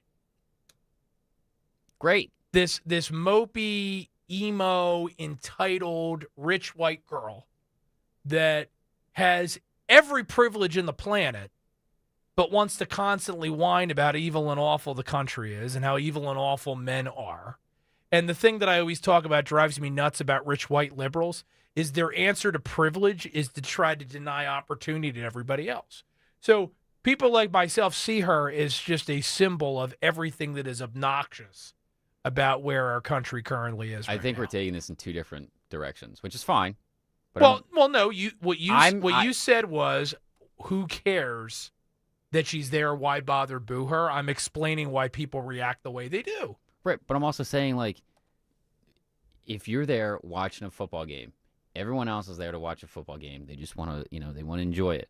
If she wants to sit there and watch a football game as well, be my guest. Well, they show her on the Jumbotron. People didn't go and seek her out. The NFL wants to shove her little then the NFL scrunch face. That's something I don't agree with. In your face. The NFL should not be doing that. They should be like, hey, guess That's what they do. They shouldn't be doing that.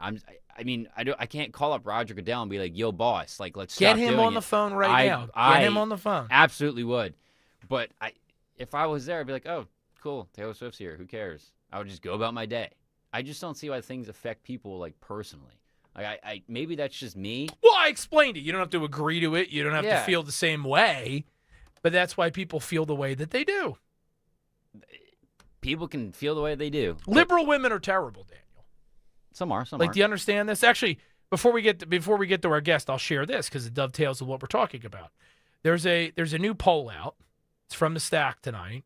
Liberal women are, surprise, surprise, the most unhappy and the most lonely of any cohort that was tested in this poll, specifically those between 18 and 40. They're 3 times. That's a wide range. That is a wide range. Well, it's yes and no, right? Because it represents the younger cohort of women, mostly in their 20s and 30s. And apparently, according to the survey, they're 3 times as likely as conservative women of that same age cohort to report feeling sad and lonely. I'm going to share this over on my Twitter handle if you want to check it out, over on X, Matt Rooney NJ. That's where you can find me on that platform. One last thing. And Taylor is their queen. One last thing. She's queen of the miserable liberal ladies. One last thing, and this is me. You can disagree. You probably will, but it's fine. Actually, probably a lot of people will. Suze loves Jeffy, too, not to cut you off, says, why are we assuming it was Eagles fans booing? I saw red-shifted people. Suze, you're correct. I'm not saying it was just Eagles fans booing her. I'm just saying that knowing Eagles fans, it was as loud and as apparent as it was because they don't like her. And it's not just because of her politics. It's because she's on the other team. Going off of other people's politics, going back to the whole why do people care thing, why do people care about what other people think? I don't. And I said this multiple times in this show. I said it after the election. I've said it before the election. Yeah. I don't understand why people put so much heart and soul into, like, disagreeing with other people. Like, yes, you're going to disagree with them, but you don't have to, like, I don't see why. I don't really know how to word this correctly. I guess I'm trying to say, why do people care about what other people think when it doesn't, like, I guess, bother them? In terms, I explained it weird, but, like, what if I'm friends with a liberal, why do I, like, their opinion does not affect me? Like, I respect their opinion, I hear their opinion, but I'm not going to end friendships over that. I get it, and the best answer I can give to your totally valid question is, I hear you. I know what you're trying to say. Yeah. And for most of my life, even though I'm a rock rib, conservative, politically interested guy, I felt the same way. I was able to separate how I felt about somebody's worldview from them, right? Here's the problem, though, and this is what's changed, that the left, for most of my life, our primary difference for them was what's the size and scope of government, how progressive should the taxation System B, do we get involved with this war or not get involved in this war? I'm not saying these things aren't hugely important, but not profound cultural differences. Now they're profound cultural differences. The left is coming for your kids. They're trying to trans them. They're trying to force your daughter into a locker room with a dude. They want to cancel you if you say something that's politically incorrect. They're using our tax dollars to fund transgender operas in other countries. So I don't know how to say it other than that it's gotten personal. They've made it personal. But it's just the fact of like... But do you see what I'm saying? I understand what you're getting at. That's what's Totally. changed. But it's just like, hey, so-and-so voted for Trump, so-and-so voted for Harris. Why can't they still be cordial? Like, I don't understand how, like, all this is just affecting. I don't understand why people care so much. That's what I'm trying to say. Well, this is what the left has in common with radical Islam, right? And some of you were saying, where's this going? I'm going to tell you where this is going. Because what the left has in common with radical Islam is they have no ability to separate their religion from the political sphere. That's the problem with the Middle East, right? You have all of these various sects of Islam on the radical end, right? Wahhabism is the main one we usually think about, which believes in the state of peace and the state of war. The world of war, the world of peace. You're either in it or you're not. So there's no ability morally to separate their governance from their personal beliefs. The left, it's the same. The only difference is it's a secular religion. And they can't separate it. For them, how you feel about a particular issue is inextricably linked to their morality. And so if you're against them, you're not just somebody who disagrees with them. You're someone who's evil. You're someone that's immoral. And that's why we can't get along, in a nutshell. If I lose friends, so be it. You know, if people don't like my opinion, so be it. But, I mean, personally as a person, like personally as a person. Personally as a person. You get what I'm saying? Like, personally, I don't. People have their own opinions. I respect their opinions. But I'm not going to lose any relationship or any friendship or any kind of whatever there is just because the person that I am friends with or have a relationship with think differently than I do. And that's what separates you from a leftist. I guess so. Maybe I'm wrong, but I don't know. Yep. Well, they have to. We're going to find out soon. They have to recover the ability to do that, or we're not going to continue to be able to coexist as a country. What a lead up to Dan, let me tell you. I know, right? I was going to say, what time is it? It's 9:16. Should we take a really quick break and then bring him in? Because we're going to have him on for like 2 minutes and then need to play some ads to make money. Yeah, we can do that. All right. So, Dan, our apologies. Let's play some ads so we can pay the bills. And then we'll be back with Dan Cuchi, the great Dan Cuchi, on the Matt Rooney Show in just a sec. Talk Radio 1210, WPHT. At California Psychics, we know that when you haven't found love, it feels like everyone else has. Every movie has a love interest. Every song is a love song. Where are all the songs about cats? Or the joy of early bedtimes? And of course, the PDA. Looking for love sucks. Thankfully, California Psychics can give you the guidance you need to help you find the one. We connect you with the very best. In fact, 98% of the psychics who apply to work with us don't make the grade. That's why we can guarantee if your reading isn't life-changing, it's free. Download the app or connect with us at CaliforniaPsychics.com. Right now, new customers receive 20 minutes for just $20. So you could be feeling all lovey-dovey real soon. Experience the joy of certainty. California Psychics.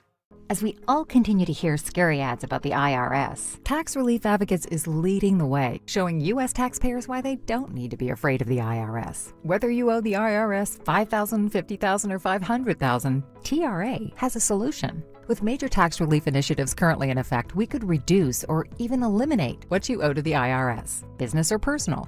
Our experts know how to resolve tax problems and end all collections. TRA is America's highly rated tax resolution firm with an A+ rating from the Better Business Bureau and thousands of 5-star Google reviews. Don't wait. You may qualify for a significant tax debt reduction that can give you a fresh start. But you must call for a free consultation and to check what tax relief you qualify for. Visit TRA.com or call our relief hotline at 800-336-2815. 800-336-2815. Again, that's 800-336-2815. Tax Relief Advocates. Real solutions for real people. When you need to know, depend on KYW News Radio 1039 FM. Advocates call on Philadelphia City Council to change the way the city funds affordable housing. Town officials work to preserve nearly 250 acres of land for the only working farm in Cherry Hill. And Secretary of State Marco Rubio tours the Middle East, calling for the eradication of Hamas. Get the latest anytime on KYW News Radio. Now on Crystal Clear 103.9 FM. You've never needed us more. Be sure to follow Talk Radio 1210 WPHT on the free Odyssey app. Download it now.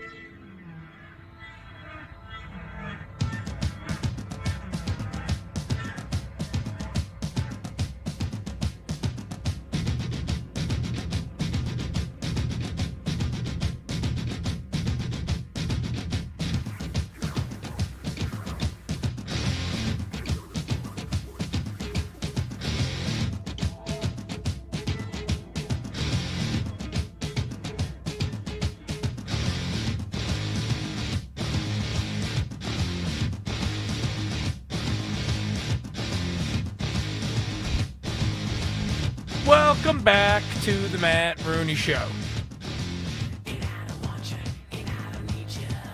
YouTube.com/@1210 WPHT. Let's get to our guest because he's been characteristically patient. I gave you the wind up before Dan and I went on a diversion. But he's one of my favorite columnists in the Delaware Valley. He's a regular guest on the program, and you're about to find out why if you don't know already. The one, the only, the great Dan Cuchi joins us on the Matt Rooney Show. Good evening, Daniel. Hi there, Matt. How are you tonight? I'm well, my friend. How are you doing? I'm doing fine. All this business about, Taylor Swift and rooting in the stands, and why should we care what Taylor Swift thinks? The very simple matter here is that she's a celebrity and we live in an age of celebrity, okay? That's as simple as it is. So she's a celebrity. We live in an age of celebrity. The word celebrate and celebrity are the same. We celebrate these people for whatever reason and whatever sphere of life they happen to be in. And this all goes with the age of celebrity, and it goes with being a celebrity. When you're a celebrity, you can and will be booed. Even if you're the most beloved celebrity ever, somewhere, somehow, at some time, you're going to be booed. It goes with the territory. But what also goes with the territory is you never have make a reservation at a top-name restaurant. You just walk in and all this stuff like that. So you have to take the good with the bad. There's an offset for people like poor We're just spitting facts Taylor. tonight. We are spitting facts don't, tonight. nobody should feel sorry for her. No, don't feel sorry for her. It all goes with the territory. You're a celebrity. You need to have a thick skin. That's all part of it. You can walk away from it at any time you want. And anytime she wants, she could stop performing and say, I want to live a private life. And she could pretty much do that. And she's got the money to do that. She could quit tomorrow. So, no, don't feel sorry for her. That's why Dan's the best in the business. That's why Dan's the best of the business. You know, another point too, Dan. Thank you. And you're making me think of this, and it goes to what Dan Valdez's comments were before the break about why do people care about Taylor Swift. Yes, we live in an age of celebrity, but we also live in an age where many of our other institutions have failed and completely lost their influence over our minds, over our hearts. I think of the Roman Catholic Church, right, of which we're both part. This Pope has no moral authority. The sex scandals of recent decades have damaged the church's authority in the minds of many Americans. We don't need to discuss our secular institutions in this country, how they've lost their former authority. I mean, the FBI, the list goes on and on and on, right? Doge is an example of the corruption that is kind of set into these institutions and rotted them out from the inside out. So I think a lot of Americans are increasingly turning to people like Taylor Swift as almost kind of a replacement anchor since they don't have their churches, they don't have their communities, they don't have anything else that tethers them. Well, but the mistake that the Pope is making, this Pope, who I think is quite enamored with himself, is that he thinks that he's a celebrity. Okay? He does. And he's sort of, from the beginning, acted like a celebrity. So if you think you're a celebrity and act like a celebrity, you're going to, he is a Pope after all, you're going to cheapen yourself by being seen as a celebrity. He's all too available to the media, okay, and was from the beginning. Now, look at the late Queen Elizabeth. She knew how to be a queen, okay? Yeah. She was above it all. You don't make yourself too available. That's right. You don't act like a celebrity. You stay above it. You remain above it. You never compromise that. You live a model life, at least as far as the public can see. You live a model life, and you have a right then to have some moral authority. You have some moral authority. You know, the previous Pope John Paul the Great, he was not a celebrity. I mean, he drew huge crowds. People wanted to make him a celebrity, but he held himself above that. He wasn't all too available. And so that's the last person to do this was Queen Elizabeth. I don't know. We'll have to see if somebody else can do it. King Charles, I think he's doing a fairly good job so far. But you cannot be too available and too much in the face of the public. You will cheapen whatever coin of the realm you have, so to speak, and you will become just another celebrity. Yeah. And our presidents have become celebrities. Okay? It's a very good point, and it's gotten harder, I guess, to escape that trap in the age of 24/7 news, of social media, because you're constantly being forced to, even if you don't want to engage. That's right, and we've had two presidents, Trump and Reagan, who were celebrities and world famous even before they became president. Yeah. Well, the advantage that they had, at least, was that they knew what fame was all about. They know how to handle fame. Okay? Yeah. They know what it's all about. And there's a great story about Reagan. He was walking on the street with a friend, and the woman said, "Oh my God, I've seen all your movies. I have to have your autograph. I have to have your autograph. Please, Mr. Peck, give me your autograph." And so he signed for her, Gregory Peck. And the gentleman who was with him, after the woman left, the gentleman who was with him said, "Ron, why did you do that?" Yeah. And you know what he said to the gentleman? He said, "I know who I am. I know who I am. Yeah, I know who I am." And how few politicians still do. Yeah, and he recognized that, people, he was a celebrity to people. He was some kind of celebrity, even if they which took him for somebody else.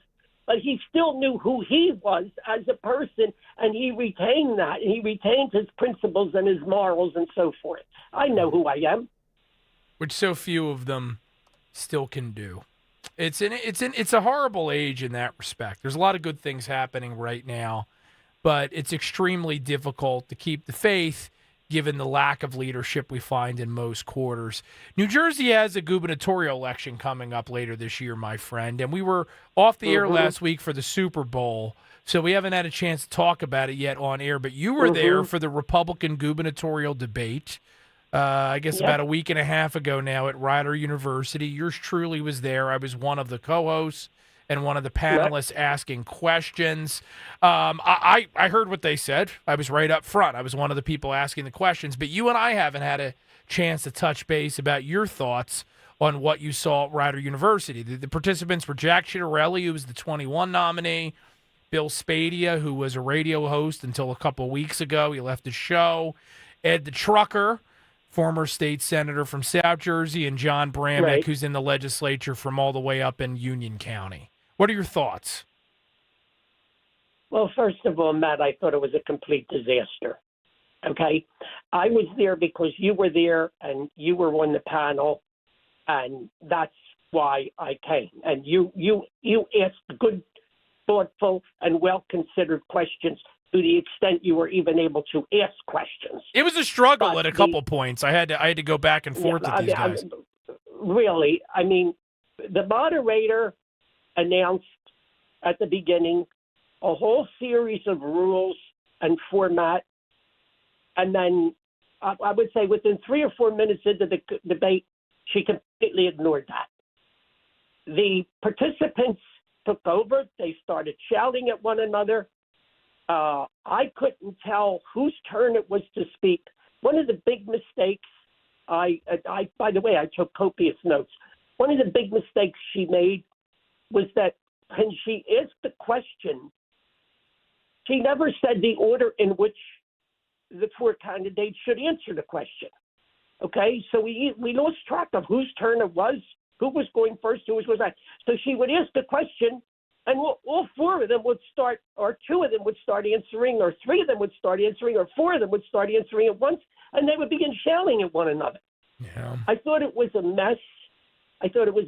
Unfortunately, and I think it wasn't good for the party. It wasn't good for the party. No, I don't became think it ugly. was. I spoke to ugly. a couple people after the fact who told me that they weren't closer to making a decision after the other night. They were further away from deciding who they thought the Republican nominee should be. I mean, I'll tell you what I thought, my takeaway. There were good answers. There were not good answers. I was very disappointed in how my questions were answered. I asked a question about the deep state, and Ed Durr was the only one that said he believed conclusively that it existed. He didn't elaborate. Jack and Bill just started fighting with one another, and Bramnick outright denied that it existed, which what do you expect a friend of Chris Christie's to say, right? But that's where we're at. So that was disappointing. But what I definitely did not hear is I did not hear anyone that offered an aspirational vision, right? No one dared New Jerseyans to look beyond our current situation and believe that things can get better and that there's a grander future out there for the Garden State. Nobody did that, like Tom Kane Sr. did many years ago. Christie did in 2009. Didn't get any of that. But it was difficult for them to do when there was no order, and when you had these 2 guys, Badia and Chitterelli, that seemed to come into this with such a dislike for each other and such a vengeance that, they were out to prove who could be meaner or tougher and shout the loudest. And that was a big part of the debate, unfortunately, and they were often talking over one another, so you couldn't understand. And then you had Bramnick, who was there to represent this sort of old order republicanism. And I thought amidst all 4 of these, the really sort of pleasant surprise was Ed the Trucker, okay? Because you didn't go into the debate. I think he loves being underestimated. Mm-hmm. You didn't go into the debate expecting that much from him. And some of his answers were actually very thoughtful and well considered. Yeah. He benefited from the low expectations. Shouting. And these debates are always expectations games. So we'll see if they can do a better job in the weeks and months ahead. I certainly hope so, as somebody that knows as well as anyone that New Jersey needs to make a change, and this may be its last best hope in 2025. Dan, we're coming up quickly on a break, but I want to ask you briefly, if you could just explain to everyone why you're not a fan of President's Day, because I've been teasing that all night, and I'm sitting here in a powdered wig trying to get in the patriotic spirit, but I think you make a good point. Very simply because it's a dumb horse's ass holiday. and it stands for nothing. It was created in 1968 by something called the Uniform Holidays Act, which created these stupid Monday holidays. And so we have Lincoln's birthday on February 12th, Washington's birthday roughly not quite 2 weeks later on February 22nd. Now nobody even knows when those birthdays are. And somewhere between 1968 and now, even though it was never officially proclaimed, they came up with this title President's Day. And now nobody knows, is it for one president? Is it for two presidents? Is it for all the presidents? What the hell is it? Nobody knows. And now I think it's gotten to the point where nobody even knows it's President's Day. They just know it's some kind of holiday. Yeah, it's some kind of holiday where you get a discount on a car if you go to a dealership, and it's a 3-day weekend to go skiing or to have a staycation. I'm with you, Dan. Washington and Lincoln each deserve their own birthdays. Dan Cerrucci, everyone, of dancerrucci.com. Dan, thank you as always for your insight and your time, my friend. Thank you. You're listening to the Matt Rooney Show. One more break, and then we're back to round things out in just a minute. Talk Radio 1210, WPHT. Kale and Company, weekday mornings, 6 till 10. Jerry in Burlington giving up love for the station. Thank you to everyone over there at 1210. You guys are the voice of reason. There's just so much nonsense that's being spilled out by the mainstream media and the left. You guys are a fresh voice, and I just wanted to say thank you. Well, thank you, Jerry. I appreciate the call. Jerry in Burlington giving up love for the station. The voice of reason and also of hairy balls. There you go. We cover it all here, folks. Nice work out of Jerry. Start your day with Kale and Company, weekday mornings 6 till 10 on Talk Radio 1210, WPHT, and the free Odyssey app. Hey, Philly, this is Tom Bucks, General Manager at Tasty Baking Company. From all of us here at Tasty Cake, congratulations to our favorite football team for bringing home the championship to Philly. Don't forget to celebrate with Philly's title-winning treats, Tasty Cake, except no substitutes. Go Birds! Seems everything costs more these days. Gas, groceries, and when's the last time you checked your wireless bill? Yikes. When it comes to big wireless, if you're staying, you may be overpaying. Here's how to get the same fast, reliable nationwide coverage without the big wireless bill. Switch to Consumer Cellular. Plans start at just $20 a month, and that's not a short-term promo. Our US-based experts will get you switched and saving in about 20 minutes. Call 1-888-FREEDOM or visit consumercellular.com and start saving today. Plans include $5 credit for auto pay and e-billing. Calling on Levittown. Hello there. To follow 1210 WPHT on the free Odyssey app. Download it now.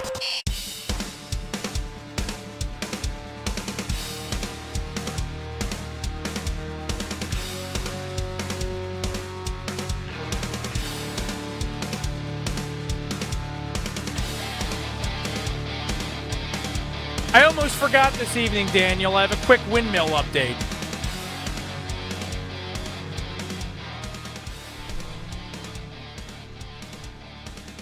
Sorry, there you go. Can you hear the whales crying from the deep? There you go. So, grievance for my fellow residents of the Dirty Jers. You're gonna have a very, very, very expensive electric bill this summer once you start using your air conditioning. Here's the bad news for you. New Jersey's Board of Public Utilities announced this past week that electric bills in the Garden State are going to increase from between, on average, ready for this? 17 and 20%. That's the jump. 17 to 20% beginning June 1st. Now, they're pointing fingers. They're pointing fingers so fast and furiously they're in danger of breaking their fingers. But don't be fooled. It's happening for one reason. New Jersey went all in on wind. These turbines that they wanted to construct off the coast of New Jersey, those projects are now being scrapped in part because of economic headwinds, in part because of some smart legal and grassroots activism in the Garden State. My buddy Mike Donahue was a big part of that in Cape May County. And also, of course, Donald Trump's executive order, right? So the Murphy administration prioritized wind, put all their eggs in that basket, and now that it has not panned out, as we told you it would not pan out, even independent of what President Trump is doing. Well, where do we get our power from now? This administration is hostile to nuclear energy. It's hostile to natural gas. The wind turbines weren't going to work anyway, but even without them now, how are we going to power New Jersey's future? So it's pretty simple, right? You invest in offshore wind. You do not invest in improving our state's infrastructure to make sure that we can power our future. That means the electricity you do obtain is going to be much more expensive, to the tune of up to 20% more expensive. JCP&L, which is a little bit further up the coast, they're going to see about 20.2%. Atlantic City Electric, which includes Atlantic County, Cape May County, kind of southeastern New Jersey, 17.23% is the estimated increase. PSE&G, which is southwest Jersey, Camden County, Burlington County, Gloucester County, again, about 17%. It's going to be ugly. It's going to be ugly, and it's happening in a gubernatorial cycle, legislative cycle. So for those of you listening in Jersey or have friends in Jersey, you have to make sure you tell your friends and neighbors, especially those that are voting, that this is not happening as in isolation. This isn't a coincidence. It's happening because of terrible policies that have come out of the Murphy administration in Trenton. And if you just vote for a Phil Murphy Democrat clone in November, your electric bill is going to continue to climb every summer. And then you're going to have a situation that we now have in many parts of our state where people, when the warmer weather months, are going to say, hey, listen, should we buy that expensive prescription this week and just leave the windows open during a heat wave, or should we turn the air conditioning on? That sucks. But that's where a lot of New Jerseyans are going to find themselves in just a few short months, and it's because of Phil Murphy and those terrible windmills and how much of our money he invested in that at the expense of coming up with a real plan. I agree, Shamu. Shamu said it all. 855-839-1210 is the number over on YouTube. YouTube.com/@1210WPHT. Make sure you give us a like, even though our program is rapidly winding down this evening. But you know what? I never regret time spent with you, young Daniel. I said something nice. Old Matthew. Marco. Cool. I used all my energy. German, to start the show. Spanish, British. You did it all tonight, pal. Vladimir. And then whatever the heck that was. Yeah. Troll under bridge that eats billy goats. Vladimir. Yeah. Vladimir. Is that the name of the baby that you're going to have it with Elon Musk? Yep. Also, I'm reading the comments here. What's the deal with Bill Spady stepping down on his radio show? Oh, yeah, he left his radio show. For what? To pursue the governor? Or? Yeah, I dropped that comment earlier when I was talking to Dan Cuchi, and I guess some people didn't know that. So, yeah, he had a Town Square Media program for years in the morning on the radio. Now, I guess there's some overlap with our listening area and theirs, but the NJ1015 signal's not too strong in South Jersey. Long story short, yeah, he just left his program to devote his time and energy to his run for governor. So, yeah, so that happened. I think Eric Scott, who's the station manager up there, took over that program for now. But it definitely creates a big gaping hole in their lineup because love him or hate him, Bill was on the radio for some time on that station. So we'll see what happens. It's going to be an interesting several months in the Great Garden State as Republicans try to find out if they can get their you-know-what together and elect a nominee who's capable of actually winning the governorship for the first time in a long time. Republicans are now over a decade since they've won a gubernatorial election in New Jersey. And I'm not going to count 2013 because Christie did that after Sandy and after having cut a bunch of deals with Democrat power bosses. So it wasn't really a straight election. Also, not cutting you off, but Mango Mush says, great tune. I can't remember the name of the band. That was Avenged Sevenfold. That was Planets by Avenged Sevenfold. There you go. Anyway. So, production secret here at the program, Dan selects music purely to satisfy Mango Mush. No, it's just two guys playing music and enjoying each other's playlists. No, I can't help it that he has the same music taste that I do. I mean, I play music on this station because I like the music that I play. Right. That's the only thing that I have control over. Right. So I play music that I want to play. And You have no control over what I say, what I Right, wear. exactly. So I have control over the music, and so I'm going to play music that I like and what I listen to on a daily basis. And that's part of the reason why I let you do it. It's not my taste in music. Correct. If this was actually my program, like let's say, for instance, it was called The Matt Rooney Show, I might play some music that I like. It would never be called that. Just giving you a heads up. Never be called that. It would never be called that? No, never. Sorry, in a million sorry years. boss. Your name might be in the corner, but it's never called that. Sorry, kid. Yeah. Maybe you'll make it one day, but today's not that day. Oh, well. Gee golly. Hey, man, I guess I can't help the people with the same music taste that I do. Oh, speaking of music taste, Phil's joined the chat. Check that out. Yeah, there you go. Our very own producer, Phil. Yeah. Phil plays great music. He has the same music taste as all of us do. There you go. There you go. No, well, Phil works in a lot of classic rock, though. Yeah, Yeah. Good to see you, Phil, buddy. Yeah. Thanks for joining us tonight. I like the more modern metal rock. Well, you're a youngster. I don't You're know. a youngin. And a lot of the people 15-year-old. I mean, you liked Gojira. Well, I like that particular guitar intro. Same, but and then I found out that the song was titled "Climate Change." Come on. Oh, come on. And now I don't like it so much anymore. Goes back to my whole point. Why does anyone care what the song's called? Because they care. They're constantly shoving it in our snouts, man. That song was made in early 2000s. It's not like it's anything new. Well, what's the difference if it's new? Because nowadays people are shoving it down our snouts. Back then you didn't really hear much of it. Now it's like, oh, climate change. You know what I mean? Melting the ice caps. They're turning the freaking frogs gay. What is this, InfoWars? Yeah. Alex Jones? Yeah, apparently, actually... Turn the frogs gay, Infowar.com. Apparently there's like a study that there is certain water that turns frogs gay.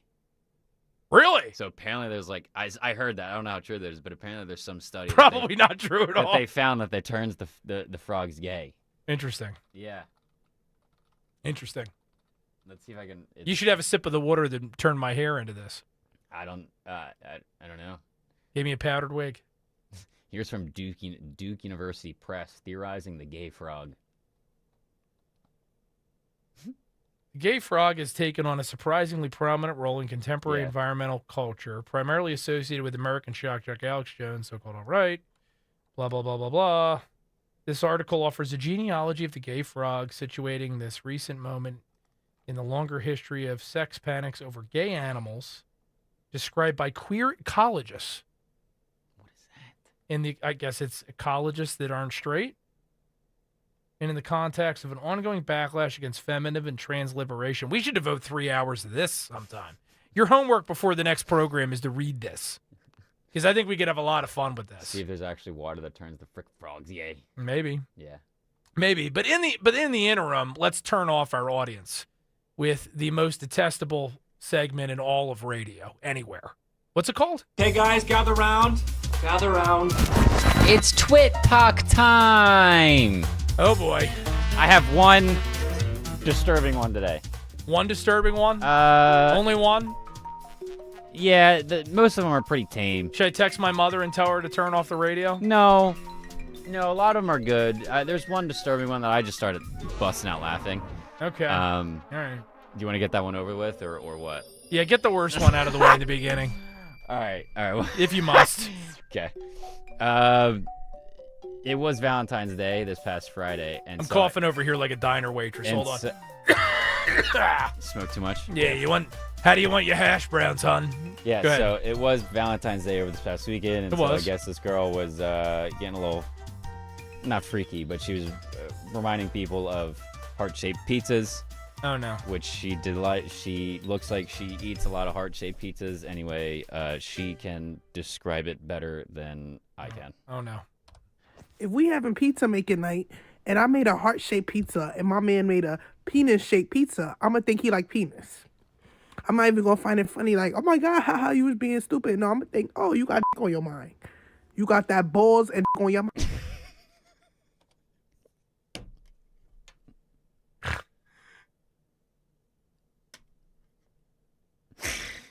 best part is, and this is why you're missing out if you're not watching YouTube. She is so serious about this young lady.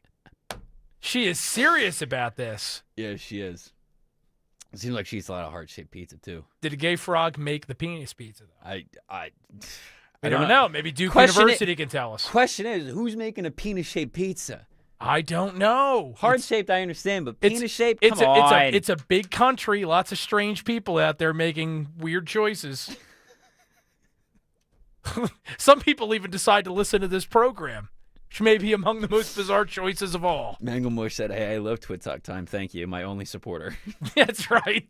Basically, it's him and your mom and sometimes your girlfriend. Yeah. Bella. She's sleeping. So it's fine. Can Bella come back into the show sometime, by the way? Yes, but she started a new job where she gets up at like 5 a.m., so like that might be a little bit of a struggle. So we can probably rearrange it. Well, we don't have to make it all the time, just once. Yeah, that was a good show. Which we can arrange it sometime. Okay. Yeah. Put a pin in that. Here's something more political for you. Okay. Congressman Mark Green. You know of our friend? I know of Congressman Mark Green, yes. All right. He went off on a rant, I guess this was recent or however long, because TikTok doesn't really show you recent stuff, about Elon Musk and why everyone is so gung-ho about Elon Musk having read-only access to all of this tax things. He was fired up on the floor. Yeah. Elon Musk does have a security clearance. He has a top secret security clearance. By God, he makes the rockets for NASA. But the suggestion that he somehow can't be trusted to dig into how we're spending our money is nothing but a smokescreen to hide the corruption and the wasteful spending that has occurred there. And I am personally offended at the left's continued references to 19-year-olds and 21-year-olds in there doing work. There are 19-year-olds who have won the Medal of Honor defending this country. Just because you're 19 doesn't mean you're some child who can't be trusted. It is offensive. And if you're 19 years old out there, 20 years old, and you're serving this country, by God, your service matters. Keep serving. We thank you for that. Boom. Yeah. Boom. Went off on the floor. Mic drop. Yeah. I kept waiting for the funny part. I mean, I just agree with it. It was very well done. No, that's not funny. No, that was good. See, funny. Usually with Twit Talk, I'm not prepared for serious. That's the only reason I'm reacting the way I did. But I thought Big Balls deserved that defense. No, when I remember when I came back, he said you want some kind of political stuff within Twit Talk. So a lot of political stuff isn't. Granted, it probably is funny, but a lot of it is kind of serious. So yeah, you gotta add a little bit into it. No, that's good. You gotta add a little bit into it. I liked it. Do you know anyone who uses military time? I mean, not in non-military life. No. Okay. Well, this person really hates it. Like, really, really hates it. Okay. You ready? Do it. If I look at your phone and it says 23 o'clock, you could go ahead and kiss my ass. I can't stand a bitch that use military time. Them bitches think they so superior. 23 o'clock. Girl, shut the up. You got 23 seconds to get out my face. Bitch, you ain't never been in no damn war. Just because you got on some cargo pants from Abercrombie. Bitch thinks she on the front lines. Girl, bye. You was in ROTC in 2012. That really threw me. In the class. Please cut it out, Miss. Because I was looking at you, right? Because you try to make me uncomfortable by making eye contact during these things. Yeah. And so I'm hearing it, and then I looked to my left at the screen and saw the body from which that voice was escaping. That's not what I pictured.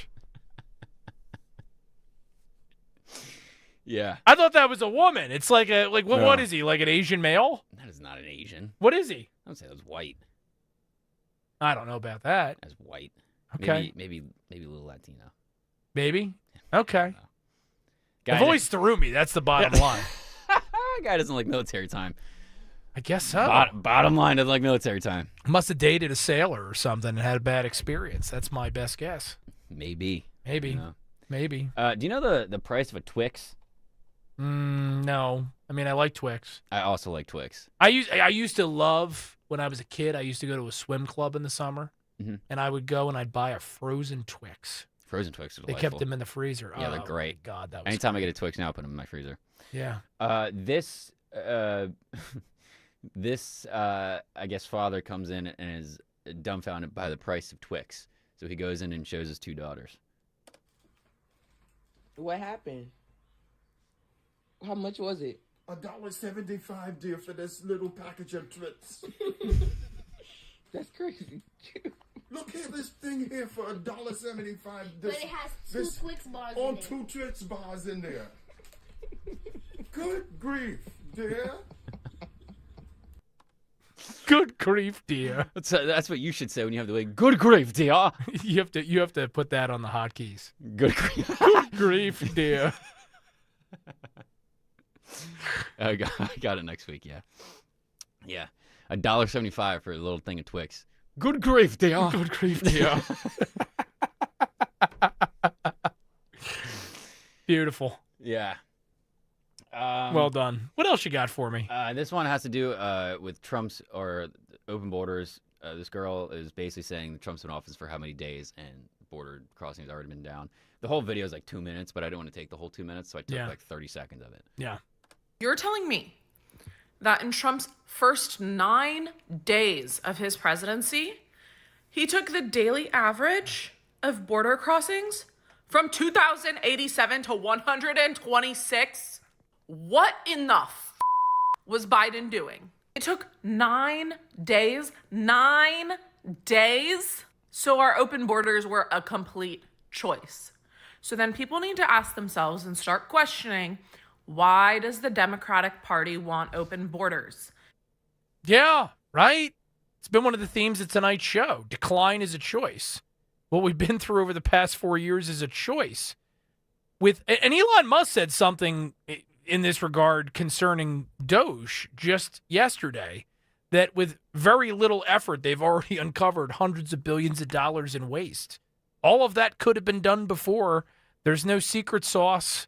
Nothing magical's happened. We just finally have a government that has the will to do it. So hopefully everyone is learning the appropriate lesson from it. Yeah. 9 days and border crossing's down. What a crazy concept. Yeah. I saw Tom Holman said that interceptions behind the border, so out here in the rest of the country, Jersey, Pennsylvania, elsewhere, have increased by about 300%. You see that there might be charges against AOC for telling people how to avoid it? No, that's awesome. Yeah, don't know how true it is, but I saw a post saying that there might be charges brought against AOC because she was like actively telling people how to avoid ICE. She wouldn't do well in jail. Yeah, I don't think she would either. No. Do you think, just like her boyfriend, do you think like she'd be dominant in jail? Yeah. Because her I mean, boyfriend is very, very submissive, if you didn't tell from that video like years ago. Yeah, but the jail gang has use for that kind of person too. It's true. You know? It's true. AOC, I think, would actually have more trouble. Because she's either going to have to start her own gang because nobody else is going to want 2 alphas in the same crew. It's like this. Yeah, see? Yeah. Nah, she's going to have to change. She's going to want to survive on the inside. Yeah. Do you know of any perks of being single? Not that you are single, but do you know of any perks? Do I have any perks? Yeah. Don't have to worry about Valentine's Day. It's true. That's a big one. What about finishing a whole thing of lasagna? Is it sad that I just got like a brief moment of excitement thinking about sitting by myself in the quiet eating a lasagna? Doesn't even have to be a good one. It can be Stouffer's. I don't care. Well, this guy has gives you a couple perks of being single. Let's hear it. Perks of being single. Daddy gets all the lasagna to himself. Look at that. You want it? No, this is my good girl. Oh, no. No, turn it off. I'm so lonely. Oh, I was somewhat amused until there was like the wet noise. Oh, God, no. All right, we'll move on. Yeah, that was actually the worst moment of the night. Not the clip that you said was the bad one. Yeah. The sound effects. Yeah. You get time for like one more, probably. Oh, good right? thing. Last one's Theo Von. Perfect. This one's a doozy. I don't think it needs an introduction. Let's just roll right into it. Yeah. Hey Theo, man, my uncle's got a bobcat. Oh hell yeah, and that's a real uncle. Onward. He gets wild. Oh, yeah. I come home the other day. He snatched my hat off my head like a grown man. I told my uncle, I said, you need to do something. So we figured it out. He gets some off every month and a half. $175. Get that little bobcat off. God. That's beautiful, man. Oh, that's beautiful. And I don't condone usually humans pleasuring animals. There's videos out there. They got a man. They caught him with and a man and a dog dating. I don't condone that kind of stuff. But look, if this is a bobcat, if something's going to kill you if it doesn't ejaculate, then you got two choices. Die or service that animal, baby. Nobody thinks you're a pervert if something's going to kill you and you make it ejac and then it doesn't kill you. You're not some kind of animal gay or whatever. That's safety, bub. That's damn safety, dude.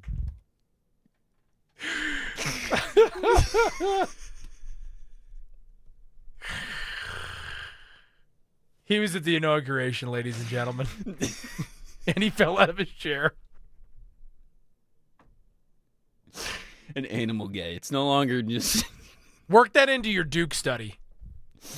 Animal gay? Before the next program. Yeah. Our people want to know this stuff. Yeah, I could do that. Yeah. Yeah. We got a lot to do before we're back on the air, and it'll only be a week from now. But for now, we got some work to do. No bobcat work. Just regular old work. Thank you to everyone who listened, who watched, producer Dan, everybody that made the show possible. Until next time, stay safe, stay sane, and keep fighting for this greatest nation in God's creation. It's worth it. Talk Radio 1210, WPHT. Pastor Brad Lacey here, First Baptist Church, Conshohocken. Join us Saturdays for the great message and be blessed. 5 a.m. right here on Talk Radio 1210, WPHT. Happy birthday to us. 2 surprises for you. 2 surprises from NordVPN. 2 surprises for you. Celebrate twice as much with NordVPN. We have a special birthday deal.